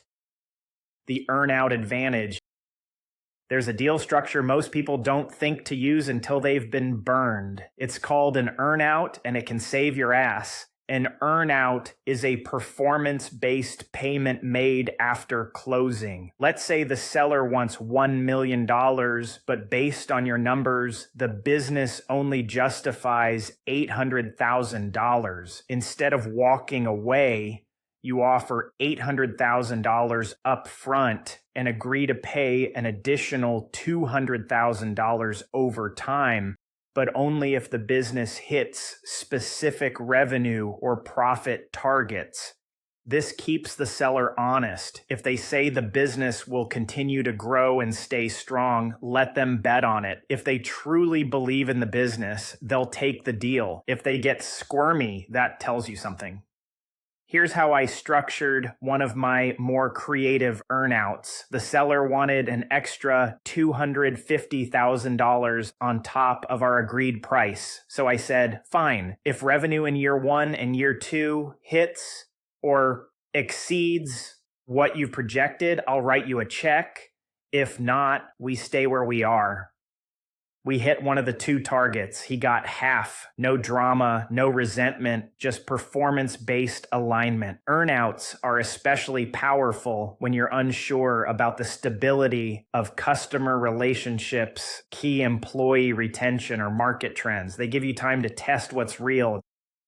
Deferred payments, your built-in buffer. When possible, I also push for deferred payments on seller financing. That means the seller agrees to carry part of the price as a loan, but I don't start paying it for 6 to 12 months after closing. This gives me a runway. Cash flow in those first few months is unpredictable. You're learning the business. You're earning the trust of employees. You're figuring out where the hidden fires are. The last thing you want is a huge payment due to the previous owner while you're still finding your footing. In one deal, I negotiated a 12-month deferral on a $200,000 seller note. That deferral saved me during a surprise slowdown in month 3. We had a customer delay with a big project and revenue dipped. If I'd owed a seller payment that month, I would have had to scramble or dip into personal funds. Instead, I had breathing room, and that made all the difference. Sellers are often open to deferral, especially if you've taken the time to build rapport. This is another reason why the relationship matters. If they like you, they'll want you to succeed, and they'll be flexible on terms that help you get there. When the seller stays on and when they shouldn't, it's easy to assume the seller wants out the day the deal closes, but that's not always the case. Some sellers want to stay involved, just not at the same level. They're tired, but they still love business. This can be a huge advantage if you structure it right. In one deal, I hired the seller on a full-time salary for the first 12 months after the closing. He stayed on as a salesperson and account manager. The customers loved him, the employees trusted him, and it helped us maintain continuity while I learned the ropes. I wasn't trying to replace him immediately. I used him to stabilize the business, transition relationships, and train the team. But here's the critical part. He reported to me, not the other way around. Too many first-time buyers bring the seller back in, but fail to define boundaries. That's how you end up with turf wars and confusion. If the seller stays on, make sure their role is clearly defined in writing. Their compensation is fair but not excessive. There's an exit plan for when they phase out. Don't leave this loose. If they're sticking around, it has to be structured. Otherwise, you'll be in limbo and the team won't know who's in charge. Control versus ownership. Here's a mistake I see over and over. Buyers get obsessed with owning 100% of the business from day one. That sounds great until the numbers don't work. Sometimes the smartest move is to give up a little equity in exchange for control, capital, or expertise. I once partnered with a guy on a deal where we split the ownership 70-30. He put up 30% of the capital and stayed out of operations entirely. I kept full control, managed the business, and gave him a preferred return on his investment. Yes, I gave up 30% of the equity, but I gained a partner who didn't interfere, helped me close the deal faster, and made the structure less risky. Over time, the value of my 70% far outpaced what I could have built with 100% of nothing. Think like a long-term owner, not a short-term ego. Equity is leverage. If giving up a piece of the pie helps you buy the whole bakery, do it. Paper it like it's going to end badly. One of the biggest mistakes I see new buyers make is treating the legal paperwork like a formality. They assume that once everyone agrees on the numbers, the rest will just work themselves out. Big mistake. Every deal starts with good intentions. Everyone's friendly. Everyone's optimistic. But I've been around long enough to know this. Friendship fades when money is on the table and memories get fuzzy. That's why your deal needs to be structured on paper as if things go wrong, because at some point they probably will. This is where having a transactional attorney is non-negotiable. Not your buddy who practices family law, not the guy who helped you draft a will. You need someone who specializes in buying and selling small businesses. A good transactional attorney will walk you through the asset purchase agreement, APA, seller reps and warranties, indemnification clauses, non-competent agreements, transition support terms, dispute resolution methods. This isn't about being paranoid. It's about clarity. If you don't spell things out up front, you'll be stuck trying to settle disputes with emotion and memory. That's how you end up in court, or worse, owning a mess you didn't cause. Reps, warranties, and liabilities. Let's talk about one of the least understood areas of deal structure, representations and warranties. When a seller signs the APA, they're not just handing you the keys. They're also making legal claims about the business, what's included, what debts exist, who owns what, and whether there are any outstanding lawsuits or liabilities. If any of those claims turn out to be false, that's where indemnification kicks in. It's your protection. It means the seller is still on the hook if they lied, omitted something, or failed to disclose a major issue. Here's a quick example. I bought a business where the seller stated in writing that there were no lawsuits pending. 6 months after the sale, I got hit with legal notice from a customer claiming a 6-figure breach of contract. Turns out the issue had already started before I bought the business, but the seller didn't disclose it. Because I had a tight APA and a clear indemnification clause, we didn't have to fight about whose problem it was. The seller was legally obligated to cover the costs. My attorney had structured it right from day one. If you don't get this right, you could be buying more than a business. You could be buying their legal baggage. Protect yourself with a non-compete. Another clause that absolutely must be in your deal, the non-competition, which includes non-solicitation and non-piracy. You don't want to hand someone a check for $1 million only to have them set up a competing business across town 6 months later using all their old contacts, or stealing from your customers, or stealing your workers. A strong non-competition should cover a reasonable time frame, usually 3 to 5 years, some type of small compensation for the agreement, a geographic radius that reflects where the business operates.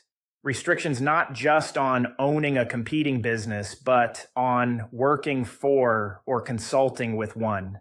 If the seller has kids or family members in the business, consider including them in the agreement too. Otherwise, you might find yourself competing with the seller's son next year, and he's got all the same vendor and customer relationships.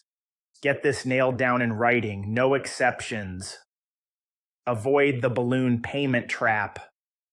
I've seen buyers agree to seller notes with a balloon payment at the end. That means you make small payments for a few years, then owe a huge lump sum all at once.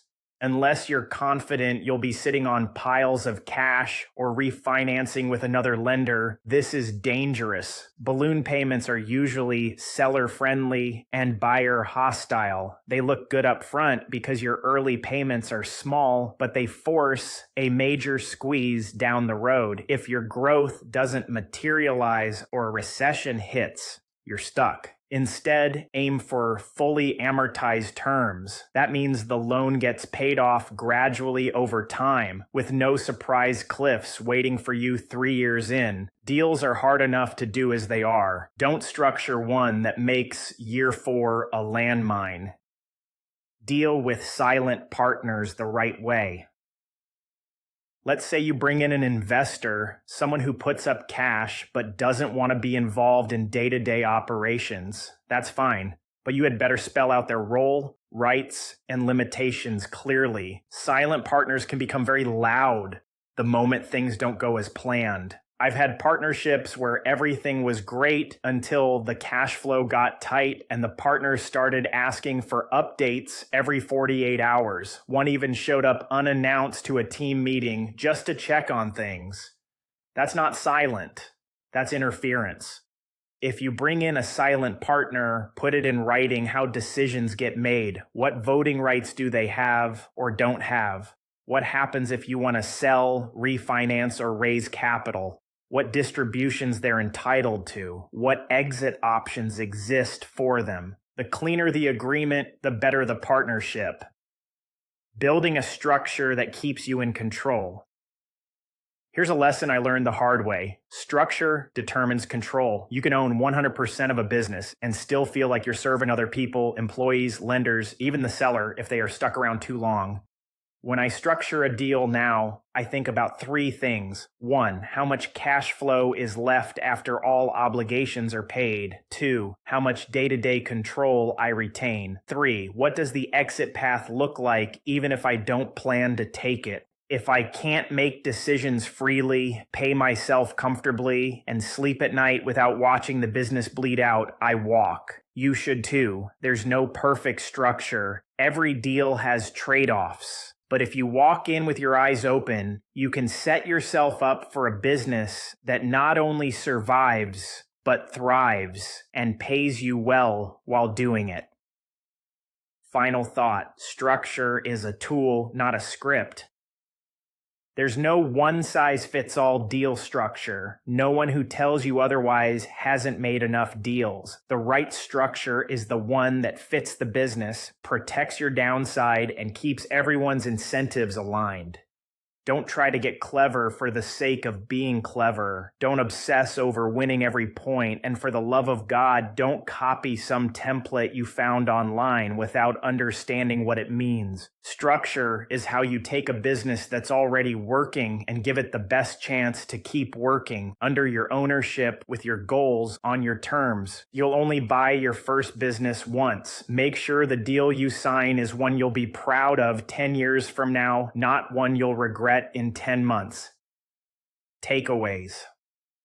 1. Build trust with the seller before negotiating. The better the relationship, the better the deal structure. 2. Use earnouts to align performance with payment and reduce risk. 3. Ask for deferred seller payments to create breathing room in your first year. 4. Clearly define roles when the seller stays on post-sale. Don't leave expectations vague. 5. Bring in a transactional attorney to handle reps, warranties, indemnification, and non-compete clauses. 6. Avoid balloon payments. Structure payments with clarity and predictability. 7. If you bring in a silent partner, document their role precisely to avoid conflicts. 8. Always structure with control, flexibility, and sustainability in mind. Chapter 11, Business Valuation Secrets. Valuation is an art, not a science. You don't find value on a spreadsheet, you uncover it in the details. Aswath Damodaran. That single sentence has saved me more money than any spreadsheet, mentor, or MBA program ever could. The biggest trap for first-time buyers isn't picking the wrong business model or struggling with employees. It's overpaying from the start because they didn't understand how valuation actually works. This chapter isn't about textbook definitions or academic formulas. This is about how real small businesses are valued and how to avoid writing a check today that you'll regret for the next 5 years. Multiples are just the starting line.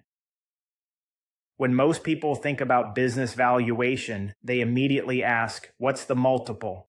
That's fine. It's a starting point, but it's not a rule. A multiple is just a general guideline for what similar businesses have sold for based on their cash flow or earnings. It's not a price tag carved in stone. For small businesses, you're generally looking at a multiple seller's discretionary earnings, SDE, or EBITDA. Most Main Street businesses think HVAC companies, auto repair shops, or cleaning services sell for somewhere between 2x and 4x SDE. That doesn't mean every $300,000 profit business is worth $900,000. If customer concentration is too high, if key staff are on their way out, or if revenue is declining, that multiple drops fast.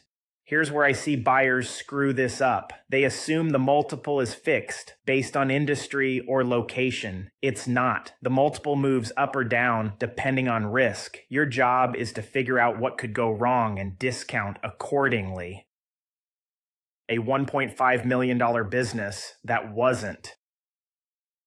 I'll give you a real example that we discussed earlier. A guy came to me and fired up a trash hauling business. It was listed at $1.5 million, showing $500,000 in net profit. On the surface, which looked like a fair 3 times multiple, but within 5 minutes of reviewing the P&L, I saw cracks all over it. First, the company owned 5 trash trucks, but insurance expenses were only $10,000 a year. That's not even enough to insure 1 truck properly, let alone 5. That told me right away the business was either massively underinsured or cooking the books.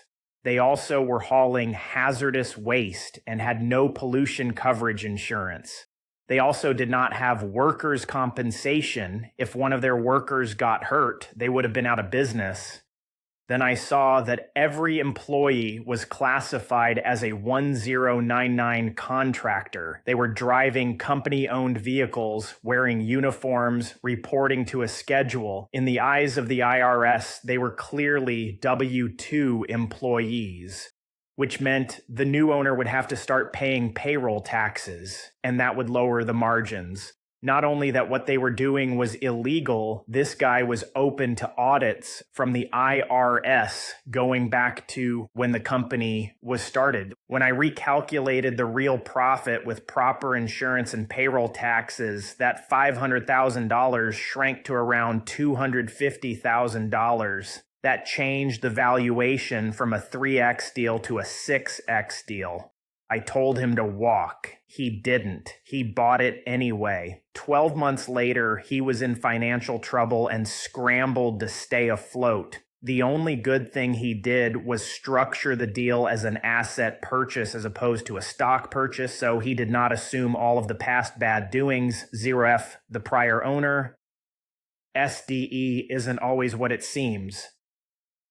SDE, seller's discretionary earnings, is supposed to represent the total financial benefit the current owner is pulling from the business. It includes salary, perks, and add-backs. The idea is that you, the buyer, can remove those owner-specific expenses and get a better sense of what the business is really making. Sounds simple, right? Until the seller starts getting creative. I've seen sellers try to add back their personal vehicle lease, private school tuition for their kids, their dog's vet bills, and even travel to Aruba as a conference expense. Your job as the buyer is to look at each add back with a skeptical eye. Ask yourself, will I actually eliminate this expense? Would a bank or buyer agree that this isn't a true operating cost? What happens if this add back is more essential than they claim? If you're not confident that you can remove it without hurting operations, don't count it. Too many buyers take the seller's adjusted SDE at face value. They build their financing around it. And then 6 months into ownership, they realize the margins aren't what they expected and there's no room to breathe. Said another way, if a company is being presented as making $200,000 and the seller add backs are $100,000, after the sale is done, the new owner, you, should make $300,000. That is how that should work. Valuation is a risk-adjusted game. Let's be clear, valuation is not about potential. It's about how much risk you're willing to take on for a certain return. If the business is built on recurring revenue, been around 10 plus years, has long-term customer contracts, strong management, has big barriers to entry, has revenue over 10 million, has very large inventory and or equipment numbers, has a long-term lease at below market values, high margins, great customer and employee retention. Everything is documented, operations, employment manuals, onboarding, sales process, etc., and low owner involvement, then it deserves a higher multiple. That business has lower risk. If the business is overly reliant on one employee, has outdated systems, has poor books, is small, is in an unsheltered business, zero to no inventory and or equipment, no documentation, horrible turnover, outstanding lawsuits, low margins, or shows declining revenue over 3 years, the risk is high. The multiple goes down. I once reviewed a business where the top 2 employees were threatening to leave if the current owner sold. They weren't under contract. They didn't have any equity, and the seller hadn't bothered to talk to them about the transition. You know what that business was worth? A lot less than what the seller thought. If those 2 employees walked out the door, the entire business would collapse. I adjusted the multiple accordingly and passed on the deal when the seller wouldn't move on price. So you have to assume the worst case scenario and price it's in. Otherwise, you're not valuing the business. You're just hoping it works out. Tangible assets matter, but only so much. In Main Street businesses, tangible assets like trucks, equipment, or inventory can matter, but they rarely drive valuation the way cash flow does. Let's say you're buying a fence company with $400,000 in net profit and $300,000 in equipment. Great, that equipment helps to justify the price, but it's not the main reason you're paying for the business. You're buying income. The gear and equipment are a bonus, not the foundation, and definitely not in addition to. What I mean by that, let's assume a multiple of 3. So the company above is worth $1.2 million. A lot of uniformed buyers, sellers, and brokers would sell and buy this for $1.5 million, $1.2 million purchase price, $300,000 of equipment. No, and again, no.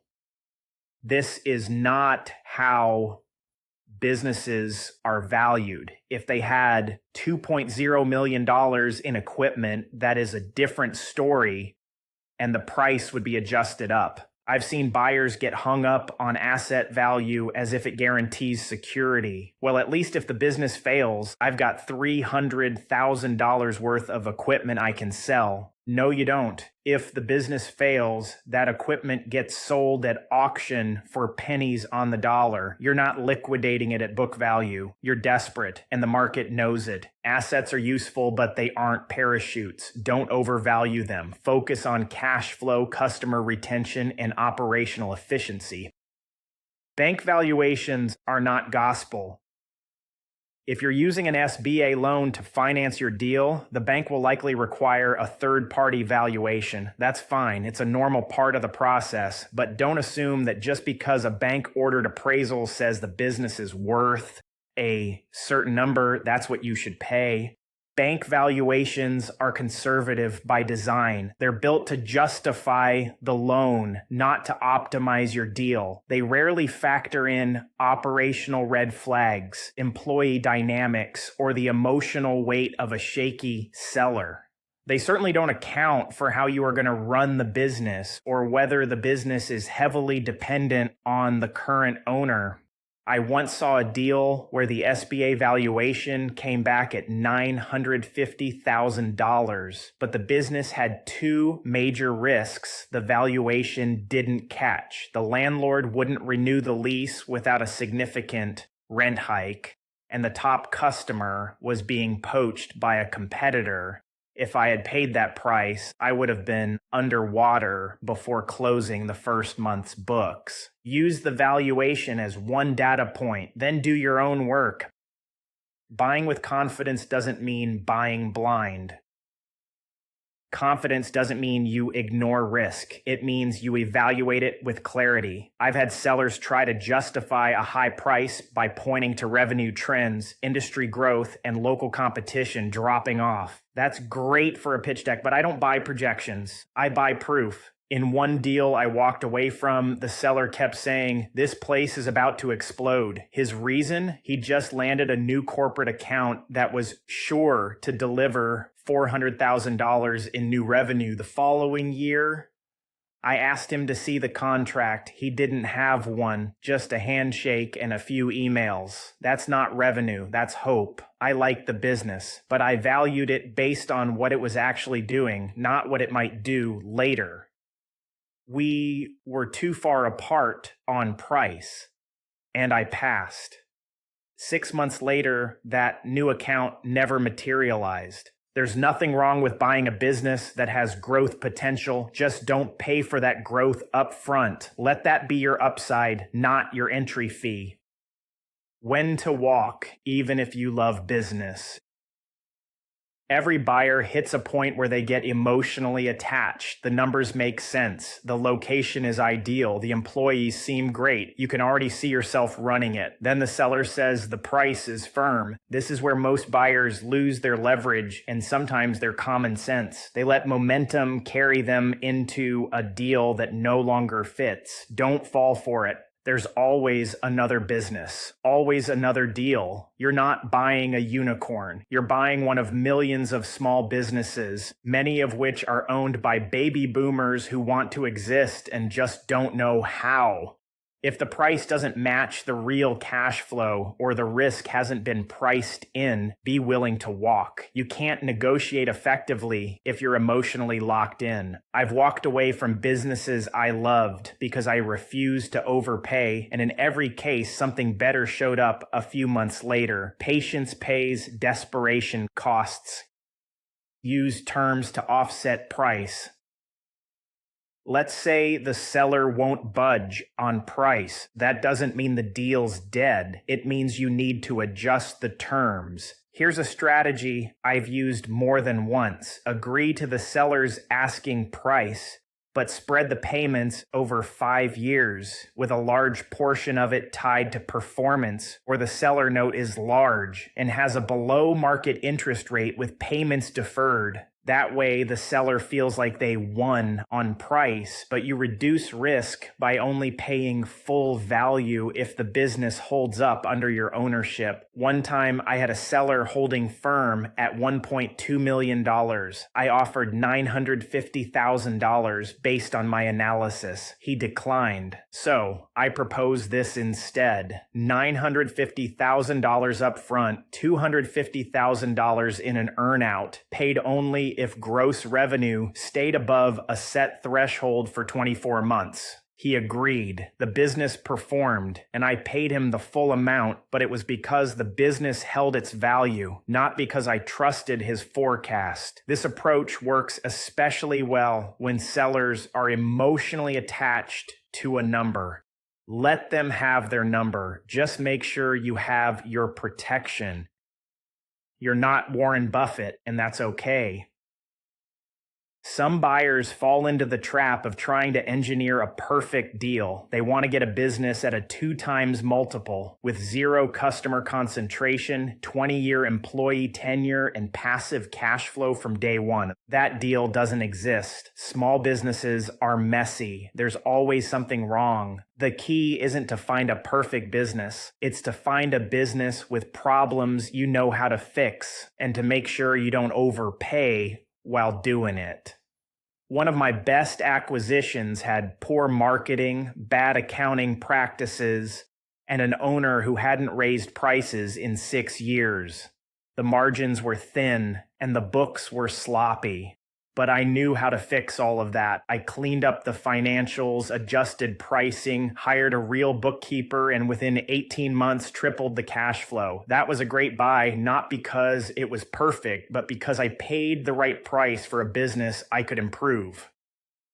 Final thought, it's not the price that matters, it's what you get for it. Valuation is more art than science. You're not buying stock or a house. You're buying a living, breathing machine with people, processes, and unpredictability. If you focus only on price, you'll miss the bigger picture. The real question is this: what am I getting in return for this investment of time, energy, and money? If the answer is stable cash flow, predictable operations, and upside you can unlock, great. But if you're just buying the seller's dreams with your dollars, slow down. Do your homework. Make conservative assumptions. Don't fall in love. You only get to buy your first business once. Make sure the valuation reflects not just what's on paper, but what's behind it. Takeaways. 1. Multiples are just a starting point. Real valuation is about risk-adjusted cash flow. Second, SDE is often inflated by questionable add-backs. Scrub the numbers carefully. 3. If customer or employee retention is fragile, the value drops no matter what the P&L says. 4th, let the seller win some battles. 5. Don't rely solely on third-party valuations. Do your own analysis and price in risk. 6. Never pay for potential. Pay for what's already proven. Let the bonus be your bonus, not your entry fee. 7. If the seller is stuck on price, use creative terms like earnouts and deferred payments to bridge the gap. 8. Walk away from deals where the price doesn't match the risk, even if you love the business. 9. Focus on what you're actually getting, not just what you're being asked to pay. Chapter 12, The Deep Dive, Due Diligence. The best investment you can make is in thoroughly understanding what you're about to buy. Warren Buffett. There's a rush that comes with signing a letter of intent. After weeks or even months of searching, you found a business that looks good on paper, the seller is engaged, and the wheels are in motion. It feels like the hard part is over. It's not. If anything, the most critical part is just beginning. Due diligence is where deals are won or lost, where confident buyers turn cautious, and where what looked like a sure thing suddenly comes with a dozen flashing red lights. It's also the step too many first-time buyers rush through or take lightly, and that's where they get burned. Why doesn't due diligence isn't just paperwork? Most people approach due diligence like a checklist. Tax returns, check. Lease agreements, check. Inventory list, check. But this phase is less about ticking boxes and more about pressure testing the business. It's where you find out what's really happening behind the curtain. Are the numbers real, or were they dressed up for sale? Are key employees planning to stick around, or are they already halfway out the door? Are you about to inherit a loyal customer base or a time bomb of unrenewed contracts? You can't afford to take anyone's word for it, not even the seller who seems honest and cooperative. Sellers aren't always trying to deceive you, but they've been running things their way for years and often have blind spots about their own operation. That's why you need to approach due diligence with a healthy mix of curiosity, skepticism, and strategy. What you're really looking for. In theory, due diligence is about verification, matching the financials, reviewing contracts, and understanding the business model. In practice, it's about identifying risk and assessing your tolerance for it. Not all red flags are deal breakers, but they're only manageable if you know about them before the closing date. There are 3 core areas I always tell people to focus on. Financial validity. Are the profits real, recurring, and sustainable? A lot of people call this quality of earnings or quality of revenue. Is the revenue and or earnings real? Operational risk. What parts of the business could break if key people leave or if a system fails? Legal and structural liabilities. Are you inheriting debts, unresolved disputes, or compliance issues? Employees, if possible. You should speak to the key players without the owner's involvement. The more prepared you are to dig in here, the less likely you are to be blindsided post-close. Don't try to wing it alone. Let me say this clearly. Due diligence is not the time to go cheap or solo. If you're trying to save money by avoiding professional help here, you're playing with fire. Every business I've ever bought has had some level of complexity under the hood. And even with my background as a CPA and years of acquisition experience, I still bring in specialists when it's time to go deep. You need a transactional attorney who's done business sales before, not your cousin who practices divorce law. A CPA who understands small business financials and can smell bad accounting a mile away. An insurance advisor who can point out gaps in coverage, industry insiders, people who know the traps and quirks specific to that line of work. Trying to handle due diligence yourself because you read a few articles is like trying to perform surgery after watching a YouTube video. The margin for error is slim and the consequences are massive. The hidden cost of overconfidence. One of the biggest traps in this phase isn't what you miss, it's what you assume. Overconfidence is dangerous. I've seen smart, capable people walk into due diligence with the belief that they've already done their homework. They like the seller. The business seems stable. The numbers are clean, so they skim. They don't dig into the real structure of customer contracts. They don't ask about outstanding receivables. They don't review employee retention trends or the last time everyone has raises or our salaries market rate, or what percentage of sales come from one dominant client. They don't ask why marketing spending dropped 80% the year before the sale. Ask questions. It is amazing what people will tell you. They just nod and move forward. And then a few months post-acquisition, they're staring at a business that looks nothing like the one they thought they bought. Revenue is down, a key employee quits, a competitor poaches their biggest account, and reality sets in. They didn't buy a cash-flowing asset. They bought a ticking time bomb, all because they didn't ask enough questions when it mattered.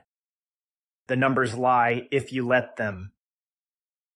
Here's something most first-time buyers don't realize. Small business financials are rarely pristine. You're not buying a Fortune 500 company with GAAP-compliant reporting and quarterly audits. You're buying from an owner who's likely been running their books with just enough accuracy to file taxes, apply for loans, and maybe pay themselves in a way that doesn't raise red flags. So when you look at the numbers, assume there's noise. And learn to separate what's real from what's optimized.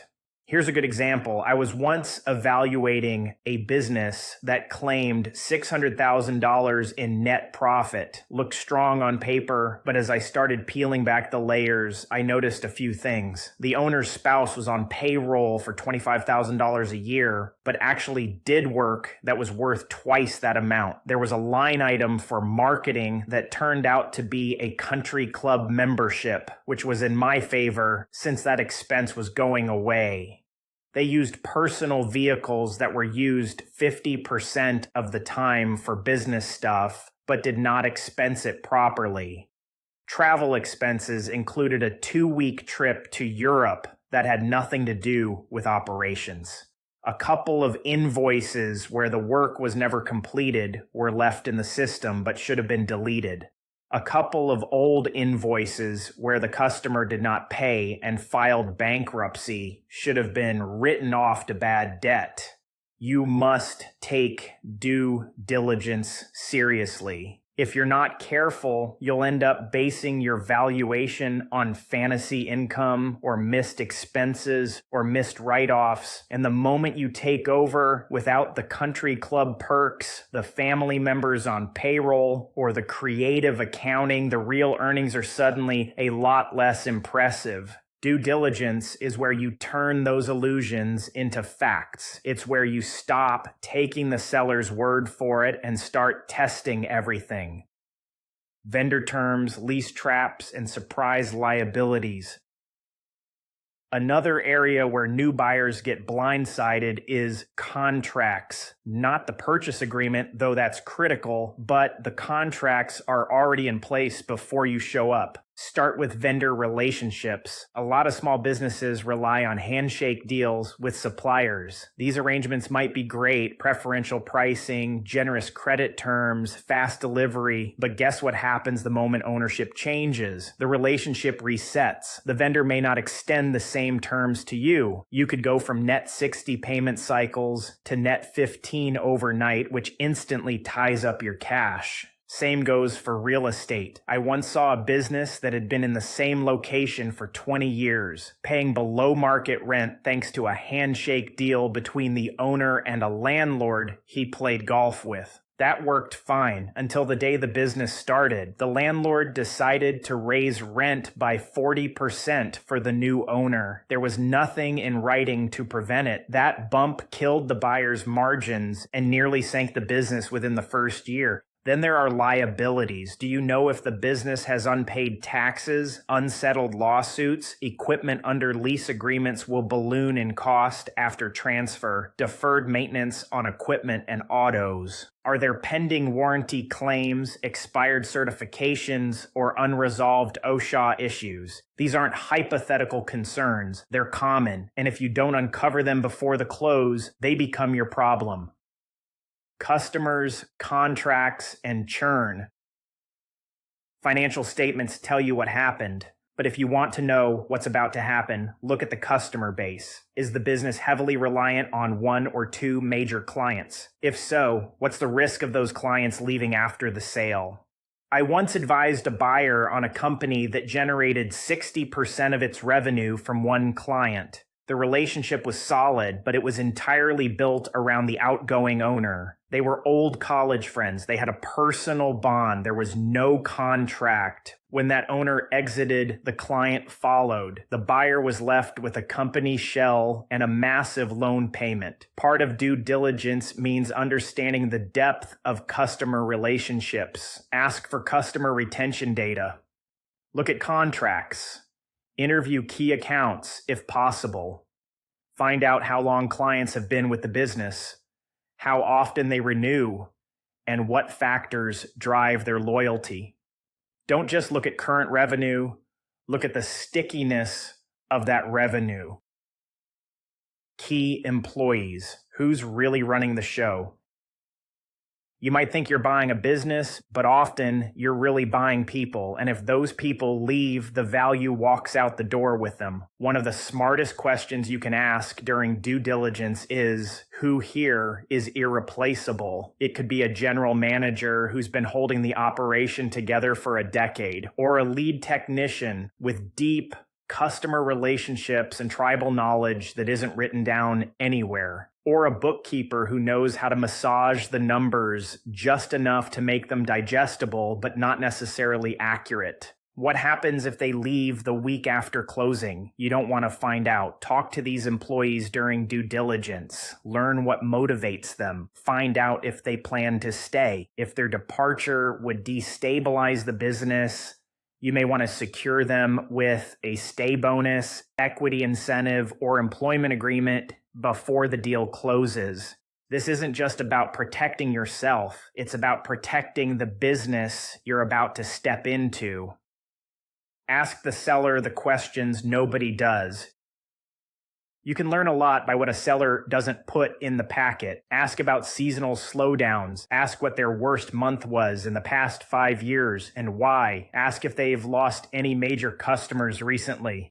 Ask what keeps them up at night about this business. Even more powerful, ask them what they would do if they kept it. That question cuts through the sales pitch. You're not asking them to justify the past. You're inviting them to share the opportunities they see going forward. You'll often get a more honest picture for growth that you can pick up the moment you take over. A good seller wants the business to succeed after they leave. They've invested years of their life in it. If you build a rapport, they'll open up, and what they tell you can be worth more than any spreadsheet. Don't fall in love with the deal. This might be the most important part of due diligence. Maintain your objectivity. The deeper you get into the process, the more emotionally invested you become. You've toured the facility, you've met the employees, you've run pro formas, and imagined your life on the other side of ownership. That's exactly when you're most vulnerable. The moment you fall in love with the deal, you start ignoring warning signs. You start explaining away inconsistencies. You start saying things like, "We'll figure that out later," or "It's probably not a big deal." That's how bad acquisitions happen. Here's the truth. There will always be another deal. Always. If something in due diligence makes you uneasy, don't ignore it. Dig into it. If you can't get comfortable, walk away. Better to kill a deal and try again than to spend the next 5 years cleaning up a mess because you didn't trust your gut. Final thought, don't rush the deep dive. Buying a business is exciting. The possibilities, the potential, the path to wealth and freedom, it's all there. But don't let that excitement make you reckless. Due diligence isn't a box to check. It's your last line of defense. Be thorough. Be relentless. Ask the questions nobody else asks. Bring in the right professionals. Challenge every assumption, because once the ink dries, the problems become yours. Done right, due diligence doesn't just protect you, it positions you to take over with confidence, knowing exactly what you're walking into and how to make it work. That's how you buy like a professional. That's how you win. Takeaways. 1. Due diligence protects you. Don't rush it. 2. Verify all numbers, assuming nothing is accurate until confirmed. 3. Red flags are manageable only if you catch them early. 4. Hire experts. This is not the time to go cheap or solo. 5. Review leases, vendor terms, and liabilities closely. 6. Watch for customer and employee dependency. 7. Ask deeper questions, especially about risks and growth. 8. Stay emotionally detached. 9. Walk away if needed. There's always another deal. Chapter 13, Winning Over the Seller. You can have everything in life you want if you just help other people get what they want. Zig Ziglar. It's easy to think that the most critical part of buying a business is the money, the valuation, the financing, the final price on the dotted line. But ask anyone who successfully acquired a small business, and they'll tell you, the real deal starts with the relationship. Too many first-time buyers walk into negotiations like they're buying a used car. They criticize the margins, highlight every inefficiency, and start talking about what they'll change the minute the ink dries. What they don't realize is that this isn't a transaction, it's a transition. And for the seller, it's personal. Most small business owners didn't inherit their companies or build them with the intent of flipping them like a real estate investor. They poured decades into these operations. Their kids may have swept the floors in high school. They have been to the weddings and baby showers of their employees and have watched their children grow up. The logo on the trucks isn't just a brand, it's part of their identity. You need to understand that before you get anywhere near a signature. Step 1. Know the emotional landscape. A mistake I see over and over is buyers assuming the seller is simply trying to cash out and ride off into retirement. That's often true on the surface, but under that, there's a complex mix of fear, doubt, and pride. When a seller agrees to hand off their business, they're not just thinking about the money, they're thinking about what happens next. What happens to their team? What happens to their reputation? What happens if the company they built crumbles under someone else's leadership? I've sat across from sellers who could barely make eye contact during the closing conversation, not because they were hiding something, but because they were grieving. One guy told me, "I've been waking up at 5 a.m. to unlock this shop for 28 years. I don't even know what I'll do with myself next week." You can't walk into that dynamic like a cold negotiator. You need to meet the human being on the other side of the table. If they don't trust you, the numbers won't matter. Build the relationship before you talk price.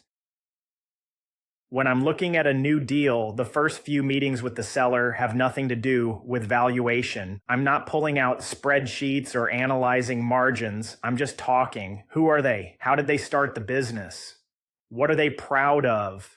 What challenges have they overcome? Take the seller and his spouse out to dinner and talk about family and vacations and hobbies.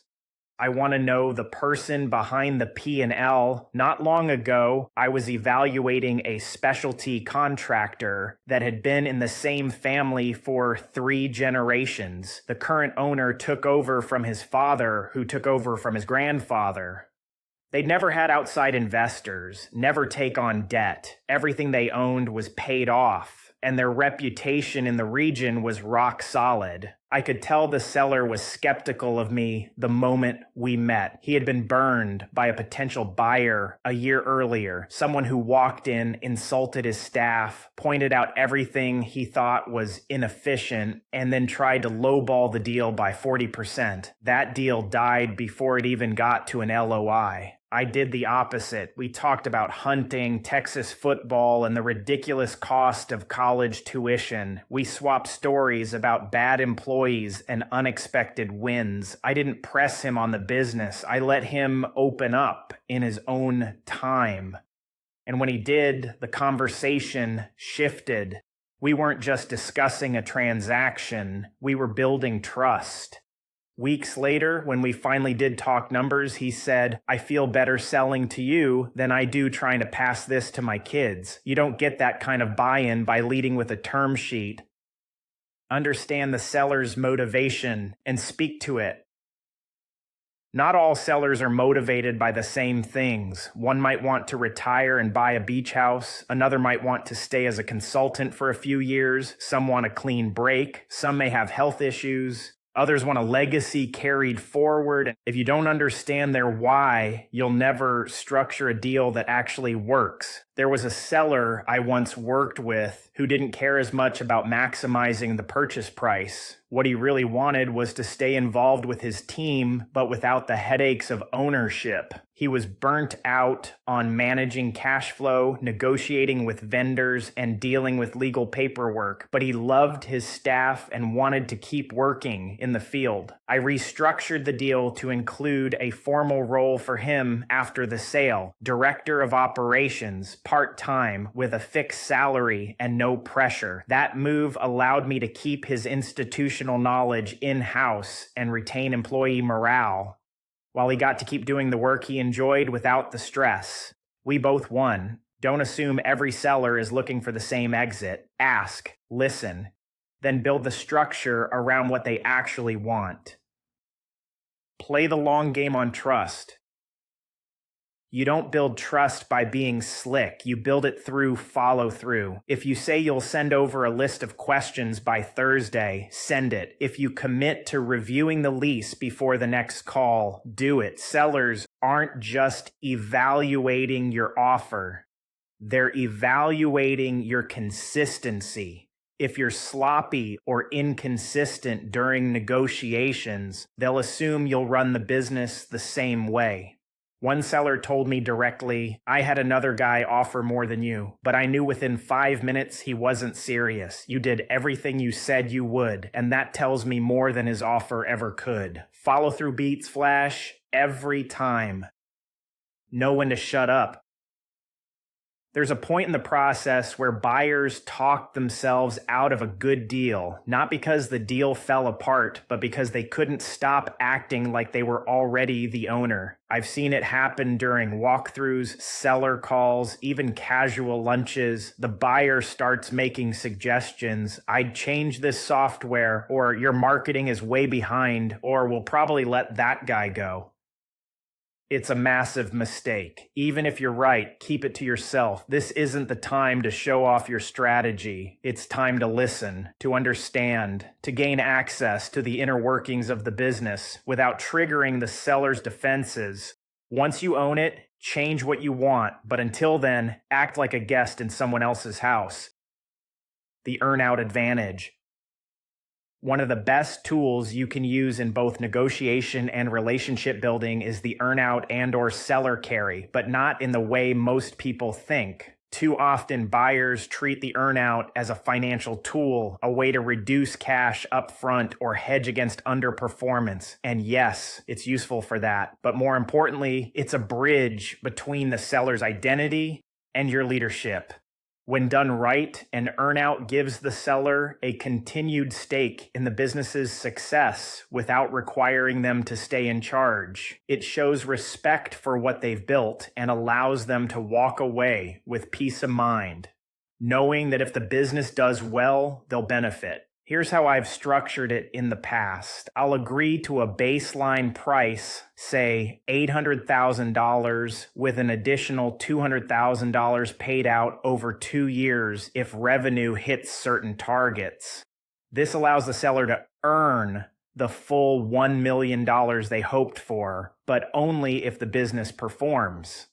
It also incentivizes them to support the transition even after the check clears. It also defers tax liability on the other $200,000 to a time when the seller's tax rate is less.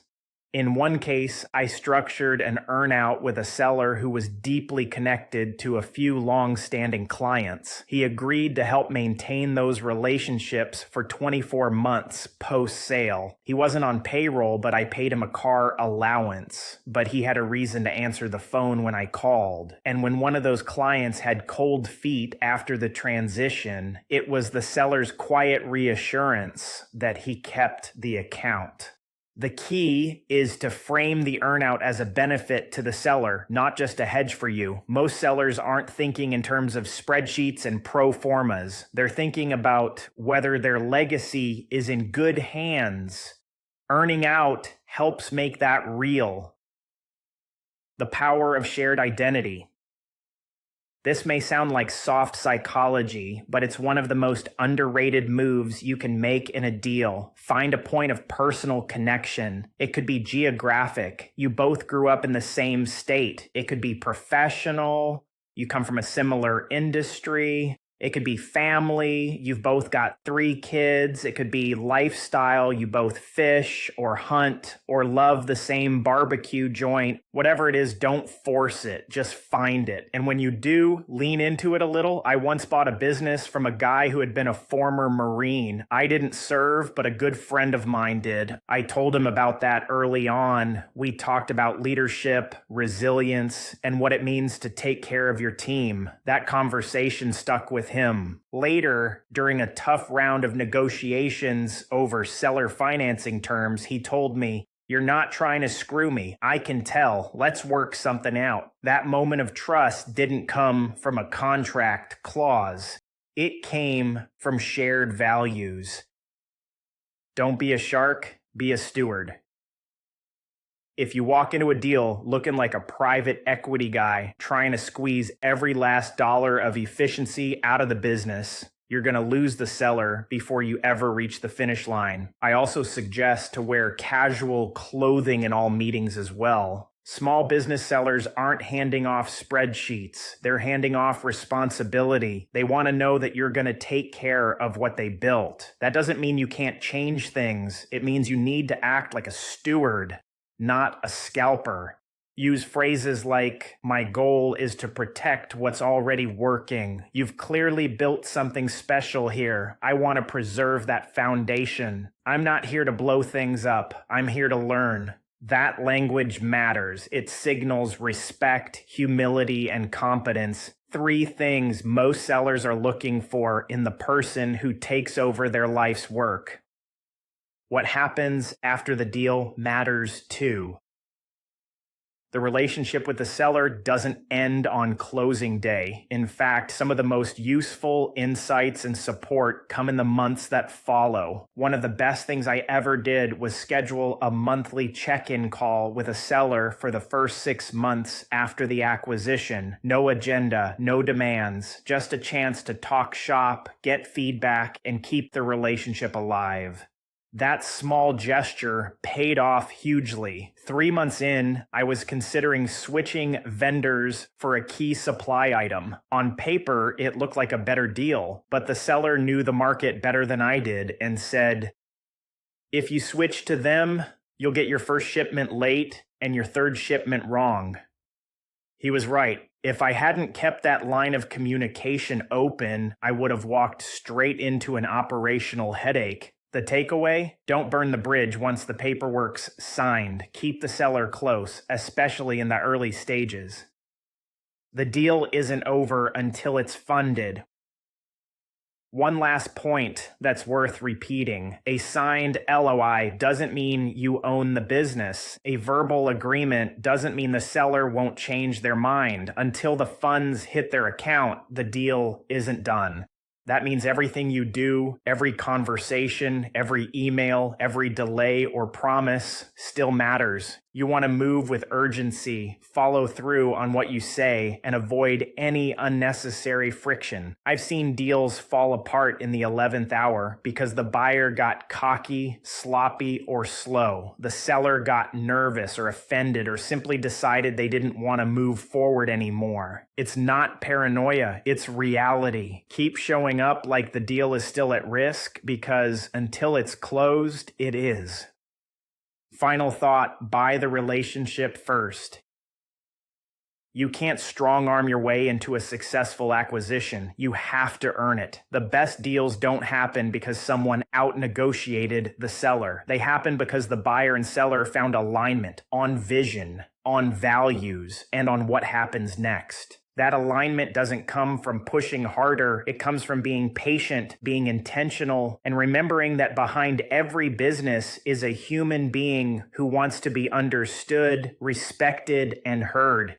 If you get that part right, the numbers usually fall into place. If you get it wrong, no valuation will save you. Takeaways. 1. Trust is the foundation of every good deal. Build it early. 2. Understand the seller's emotions before you negotiate numbers. 3. Structure the deal around the seller's goals, not just your own. 4. Earnouts and seller carry can align interests and keep sellers engaged post-sale. 5. Following through on every commitment, consistency builds confidence. 6. Avoid criticizing the business during discussions. Listen more than you speak. 7. Look for shared values or personal connections to strengthen rapport. 8. Position yourself as a steward of the business, not a disruptor. 9. Keep the relationship alive after closing. The seller's insights are still valuable. 10. Until the funds clear, the deal isn't done. Stay sharp and respectful. Chapter 14. The crucial first 90 days. Leadership is not about being in charge. It is about taking care of those in your charge. Simon Sinek. The first 90 days after acquiring a business are where everything becomes real. The theory, the projections, the interviews, the negotiations, none of that matters now. You're the owner. The employees are looking to you. The systems are yours to manage. The customers don't care that you just got here. They're expecting results. This period sets the tone for everything that follows. Get it right, and you earn trust, establish stability, and position yourself to grow. Get it wrong, and you could spend the next year trying to recover from self-inflicted wounds. What most new owners don't understand is that the real challenge isn't taking control. It's learning to step back, observe, and build credibility before making your move. Stop trying to prove you're smart. A common mistake I've seen, especially with buyers coming from high-achieving W-2 backgrounds, is the urge to assert themselves too quickly. They show up ready to lead with ideas about how to modernize the business, tighten operations, or scale up marketing. That instinct comes from a good place. You want to improve your business. You're excited. You're confident. You can make an impact. But here's the reality. In the first 90 days, nobody cares how smart you are. The employees are watching your actions, not your ideas. They want to know if you're stable, if you're respectful, if you understand what they do, if you walk in talking about what you're going to change. Before you understand how things actually work, you'll lose credibility before you even get started. One of the smartest things you can do in those early weeks is say less and watch more. When I took over one of my service businesses, I spent the first 2 weeks sitting in the back office listening. I watched how the phones were answered, how scheduling was handled, how billing questions were dealt with. I went on a few job sites, not to oversee or evaluate, but just to understand the pace, the workflow, the tone. That time wasn't wasted. It was foundational. By the end of the first month, the team saw me as part of the business, not a threat to it. That's what allowed me to lead later. I didn't show up pretending to know more. I showed up willing to learn. Win over the team, one person at a time. Forget corporate onboarding templates.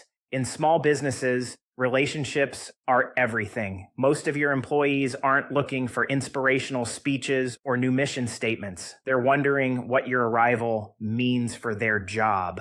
Am I getting fired? Is my workload about to double? Are you going to bring in your own people? Until you address those questions directly or indirectly, every employee is operating with low-grade anxiety. One of the best ways to neutralize that is simple, consistent presence. Eat lunch with the team. Ask them what they enjoy about their role. Find out what frustrates them. Ask who trained them, who they rely on when things get busy, or what they'd fix if they had the power to change one thing. These conversations aren't about gathering formal data. They're about showing people you value them. That kind of early investment pays long-term dividends. In one business, I bought the top performing technician, told me on day 2, we've had 3 owners in 5 years. Most of them just wanted to cut our pay and blame us for everything. That was his baseline assumption.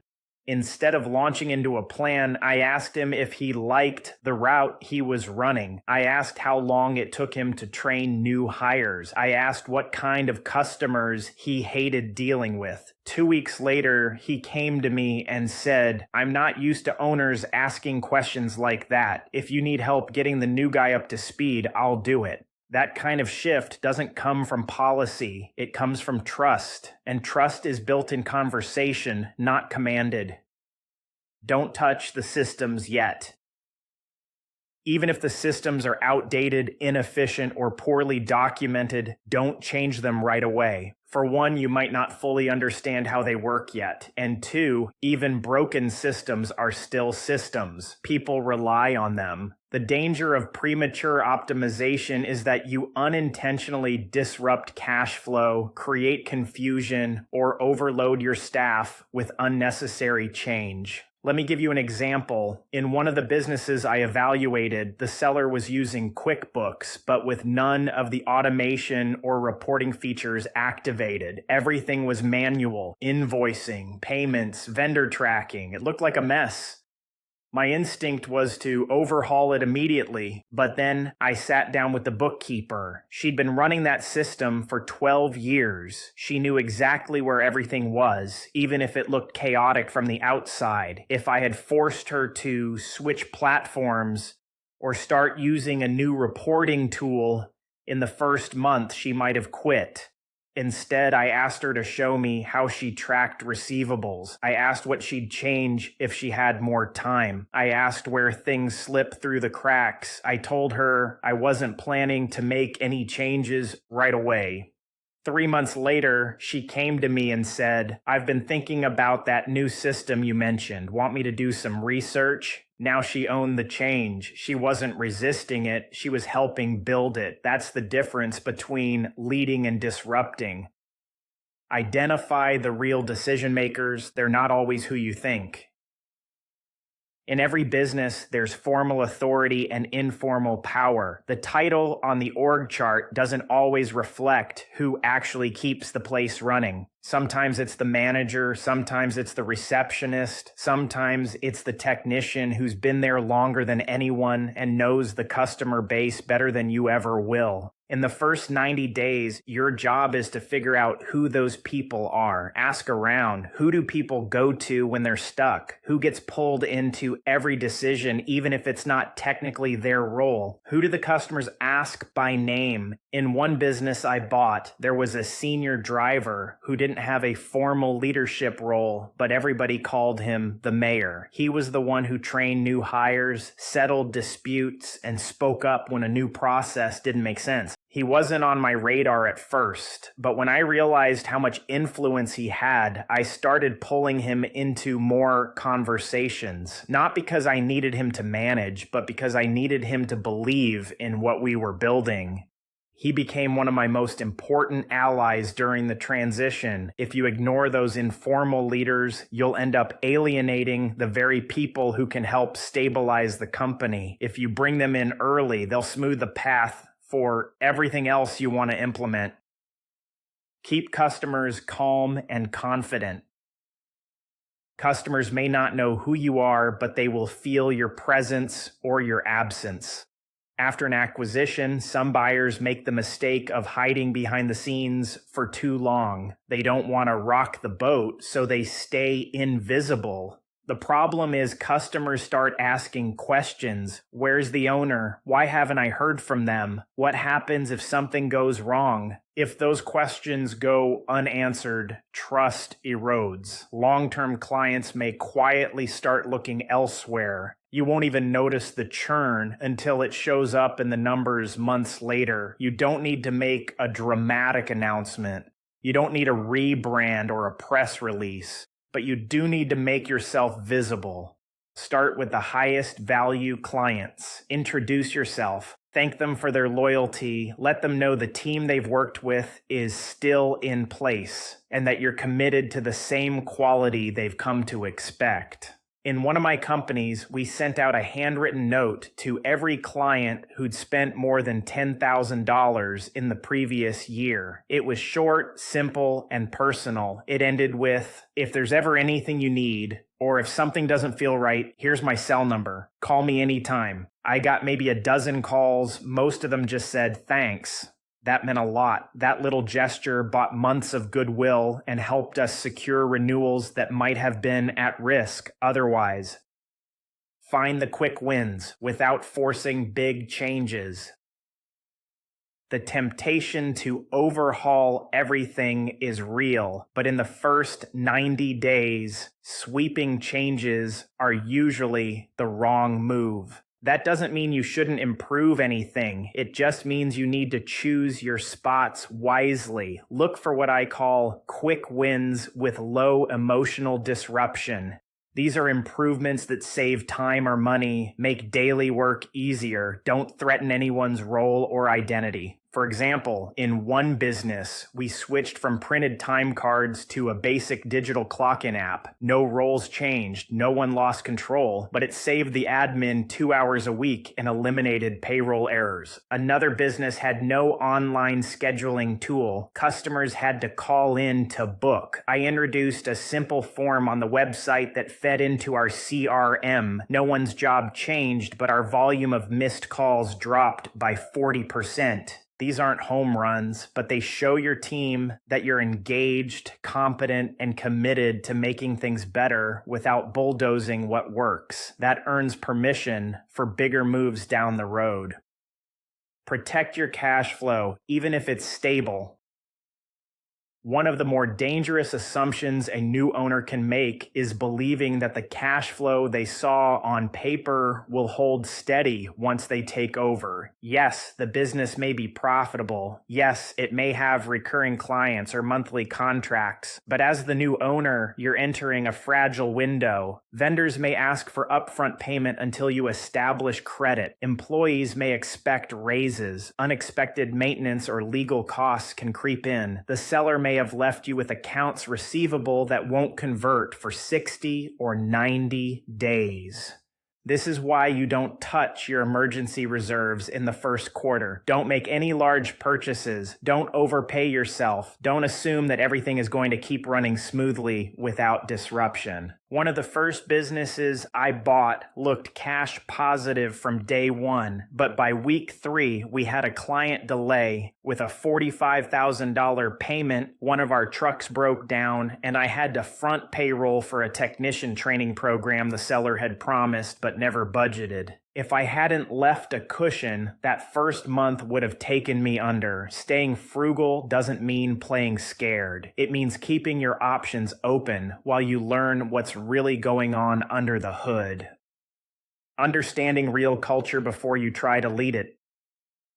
It's easy to assume that because you now own the business, the culture will shift to reflect your values. It won't. At least not right away. Culture isn't dictated, it's absorbed. And in the first 90 days, your job isn't to rewrite it, it's to understand it. Pay attention to how problems get solved, how people talk to each other, who gets credit when things go well, who avoids blame when they don't, how performance is measured or ignored. One shop I took over had a toxic undercurrent I didn't see coming. Everyone was polite on the surface, but as soon as I started digging into missed deadlines and underbilled accounts, the finger pointing started.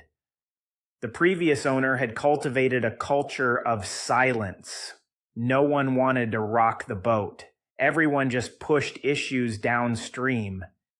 If I had come in swinging new policies and stricter oversight, it would have triggered mutiny. Instead, I spent a month building one-on-one relationships. I didn't implement anything major. I just started asking the same question in every meeting. What would a great version of this company look like? That opened up conversations. It exposed who was on board and who wasn't. And it gave me the buy-in I needed to start shifting things without sparking rebellion. Culture change is a long game. The first step is understanding the current one better than anyone else.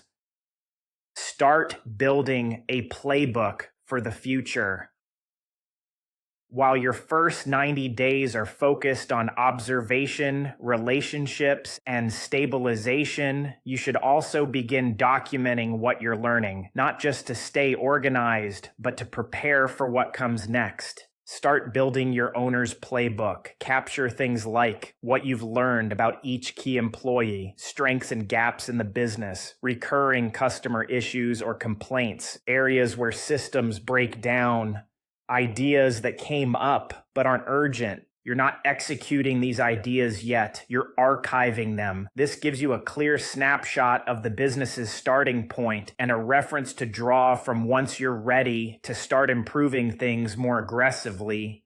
It also builds continuity for you. When you start stacking ideas on top of each other without a system, you lose track of what matters. A simple Google Doc or whiteboard is enough in the beginning. You'll evolve it later. What matters is that you're thinking like a long-term operator, not a short-term fixer. Final thought, think stabilize, not optimize. You didn't buy a startup. You bought a running business. And your first job isn't to grow it. It's to stabilize it. That means learning the rhythms, earning the trust, protecting the cash, observing the culture, talking to the customers, showing the team that you're here to run it, not flip it, not fumble it, not ruin it. Once you've done that, the business will open itself to you. People will start volunteering for ideas. Customers will give you honest feedback. Employees will follow your lead, not just your title. But it starts with presence, humility, and patience. There's no formula for the first 90 days, but there is a mindset. Absorb first, act second. If you can do that, you'll build a business that not only survives the transition, but thrives long after it. Takeaways. 1. Observe before acting. Earn trust before making changes. 2. Build relationships with employees one-on-one. 3. Avoid early system changes, even if they seem inefficient. 4. Identify informal leaders. They influence culture and operations. 5. Communicate early with key customers to maintain confidence. 6. Focus on low risk, high impact, quick wins. 7. Protect your cash flow. Don't assume it will stay stable. 8. Learn the real company culture before trying to lead it. 9. Document what you learn. Build a playbook for the future. Your first job isn't to grow, it's to stabilize. Chapter 15. Planning your exit. Begin with the end in mind. Stephen R. Covey. Most people only start thinking about exiting a business when they're already burnt out. They wake up one day and decide it's time to sell, either because they're tired, bored, or ready to move on. That's a mistake. Your exit shouldn't be a reaction. It should be part of the plan from the beginning, whether you hold the business for 5 years or 20 years, whether you want to sell it, pass it down, or step back and let someone else run it. You need to know where you're going. That's how you build with intention, not just survival. It's also how you maximize the value of what you've built. Because here's the truth. Most small business owners leave money on the table at the exit, not because the business wasn't good, but because they didn't position it to sell well. You don't want to be that owner, and you don't have to be. Start thinking like a buyer again. One of the best ways to prepare for your own exit is to think like the buyer you used to be. Remember how critical you were when reviewing someone else's financial situation? Remember how fast you spotted overdependence on one employee or one customer? Remember how closely you examined the systems, the branding, the reviews, the lease terms? Well, now that scrutiny is coming your way. If your eventual exit is a sale, the person on the other end is going to dig into every corner of the operation. And if the business relies too heavily on you, lacks documentation, or hasn't built any real scalability, they'll either walk or use those issues to drive down your price. One of the most overlooked skills in business ownership is being able to build from day one as if you're going to sell it, even if you're not sure you will. It's not about pretending you're flipping houses. It's about creating optionality. Design for optionality, not obligation. There's a difference between being trapped in a business and choosing to stay in it. Many small business owners can't leave, not because they don't want to, but because they've built a business that can't function without them. They're the lead sales rep, the operations director, the bookkeeper, and the problem solver. Take them out and the company collapses. That's not a business. That's a job with overhead. If you want freedom to exist on your terms, you need to build toward that freedom intentionally. That means creating a company that runs without your day-to-day involvement, has replicable systems and is valuable to someone other than you. I worked with one owner who'd built a profitable construction supply company. It had steady clients and strong margins, but he was the only person who could do the estimating. He knew every part number, every vendor relationship, every pricing exception. It made him indispensable, but it also made the business unsellable. When he tried to exit, the offers came in low. Everyone saw what he refused to admit. The business was 90% dependent on his brain. He could have fixed those years earlier by training a team, documenting his process, and stepping back from the front lines. Instead, he stayed in the center of everything and paid the price when it was time to leave. Begin with the end in mind, even if it changes. You don't need to know exactly how or when you'll exit. That part can evolve. But you do need to be clear on the possibilities and build in a way that keeps them all open. There are 3 primary exit paths you should consider. 1, sell the business outright. This is the most common. You prepare the business for acquisition and hand it off to the new owner for a negotiated price. 2nd, transition to a semi-passive role. You install leadership, retain ownership, and pull back from operations. You might take dividends or consult as needed. 3, pass it down to a family member or key employee. You keep it in trusted hands, either gifting or selling ownership gradually. Each of these outcomes requires a different strategy, but they all depend on one thing. You are not essential to daily operations. If you're serious about long-term wealth and freedom, start asking this now. What would need to be true for me to leave this business for 6 months and come back to it stronger than when I left? The answer to that question is your roadmap. Build a business that's sellable, even if you never sell.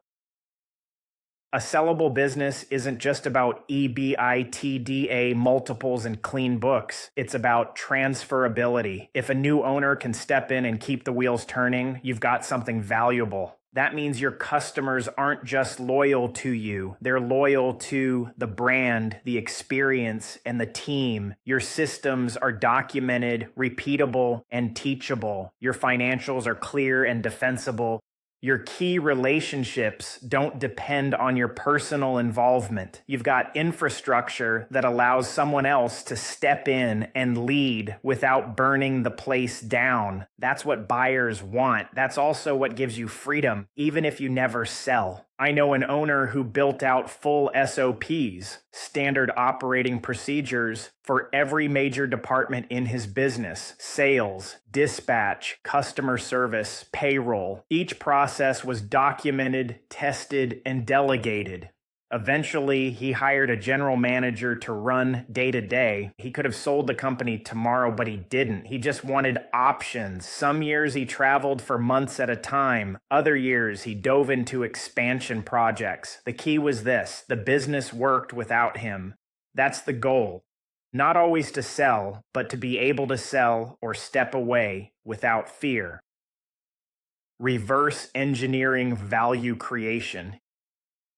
If you want a premium valuation down the road, you need to reverse engineer the kind of business someone else would pay top dollar for. That means starting with what buyers pay for and working backward from there. What drives valuation? Predictable, recurring revenue, clean financials, low customer concentration, strong leadership bench, differentiation in the market, protected relationships with vendors or contracts, systems that lower the owner's role in daily decisions. You can't fix those things in the last 90 days before you list the business. They have to be part of how you operate all along. One of the most common value killers I've seen is customer concentration. A business could be making $700,000 a year, but if one client accounts for 60% of the revenue, buyers will either walk or discount the offer heavily. That's not a business. They're buying a risk. Another killer is hero culture, where everything depends on one or two people saving the day when things go wrong. That's not scalable. If you're the hero, your value goes down the minute you leave the room. Replace hero culture with system culture. Replace dependence with documentation. That's what makes a business transferable and worth more. Timing is never perfect, so don't wait for it. Too many owners wait for the right time to exit. They think they'll sell when the market peaks, when their revenue is at an all-time high, or when they're finally emotionally ready. That's a dangerous game. If you've been in business long enough, you know timing rarely cooperates. Markets dip, health declines, family needs change, key employees leave. You don't get to control all the variables.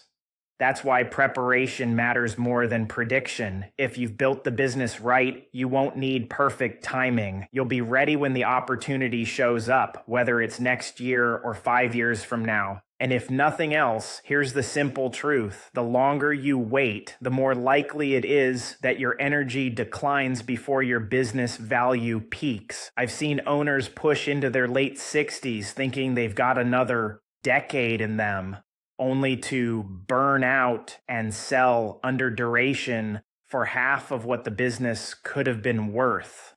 Don't fall into that trap. Know when you've built something strong and be willing to act while the upside is still yours to claim. Who will take the baton? Exit strategy isn't just about leaving, it's about handing off the right way. And that means being clear about who's going to run the company after you step out. There are only a few real options. A third-party buyer could be an individual like you once were, or a strategic buyer in the same industry. A manager inside the company, someone you train and gradually give ownership or responsibility. A family member, often assumed but rarely done well. A private equity group, usually only an option if your business is already highly systemized and scalable. Each option comes with different demands. A third-party buyer is going to want airtight documentation and a clean handoff. An internal successor needs mentorship and clarity on authority. A family transition needs legal and financial planning years in advance to avoid drama or missed expectations. I once advised an owner who wanted to pass his business to his daughter. She worked in marketing, was sharp, and had been in the business for 3 years, but he never gave her financial visibility, never introduced her to key clients, and never handed over her operational control. By the time he was ready to exit, she didn't want the stress. She hadn't been prepared. She didn't feel like it was hers to take over. If you want a clean exit, you need to start transferring ownership of responsibility well before you transfer the legal documents. Avoiding the half-in, half-out trap.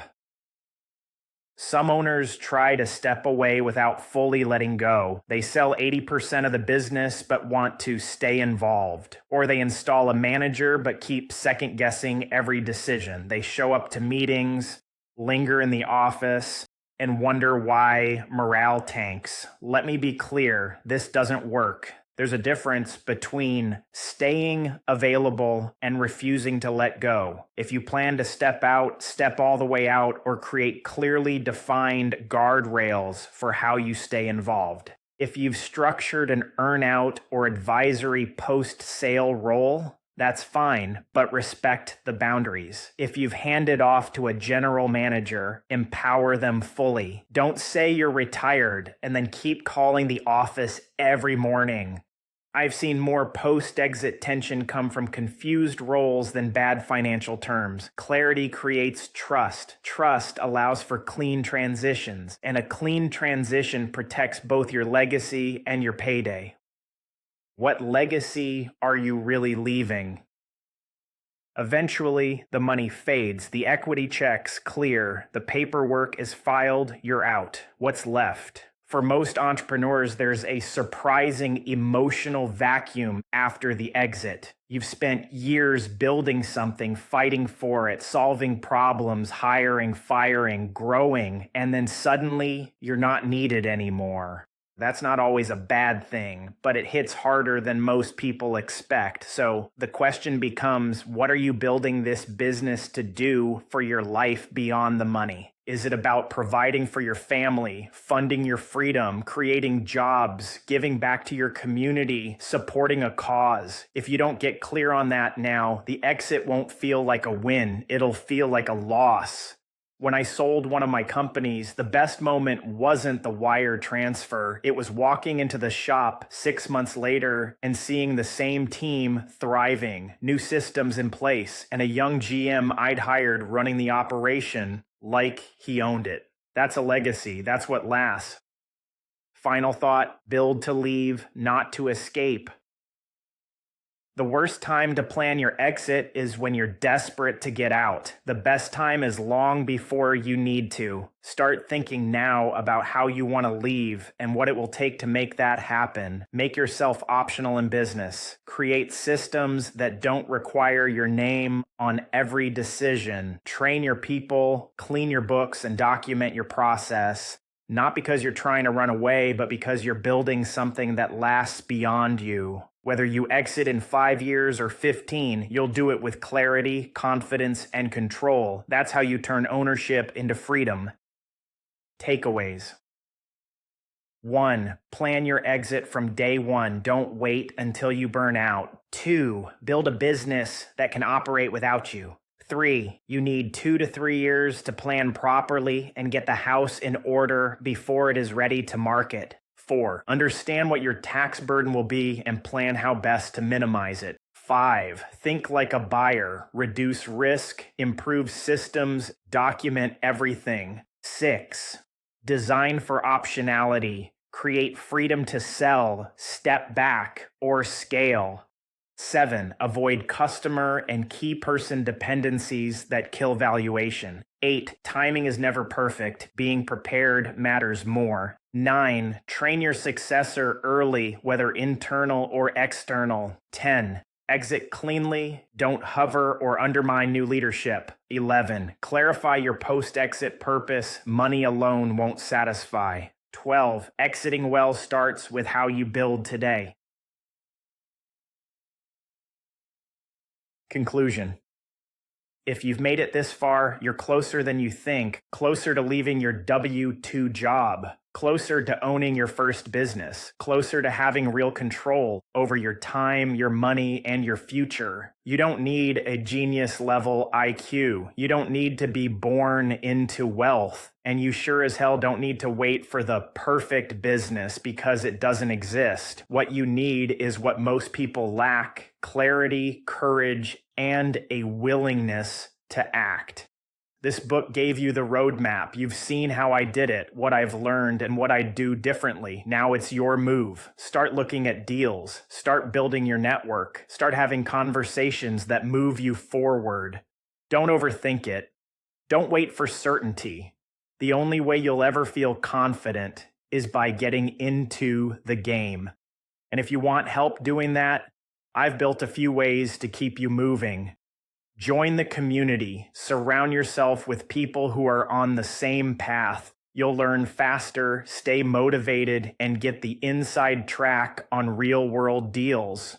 Work with me directly. If you want one-on-one help structuring deals, reviewing financials, or closing your first business, joining a community of like-minded individuals, or joining a training cohort, I'm here. Reach out to me on my website, bizbypro.com, or shoot me an email at paul@bizbypro.com. But no matter what, don't let this just be another book on your shelf. Make it a turning point, because the clock's ticking, and the longer you wait, the more expensive waiting becomes. You don't need more time, you need more action.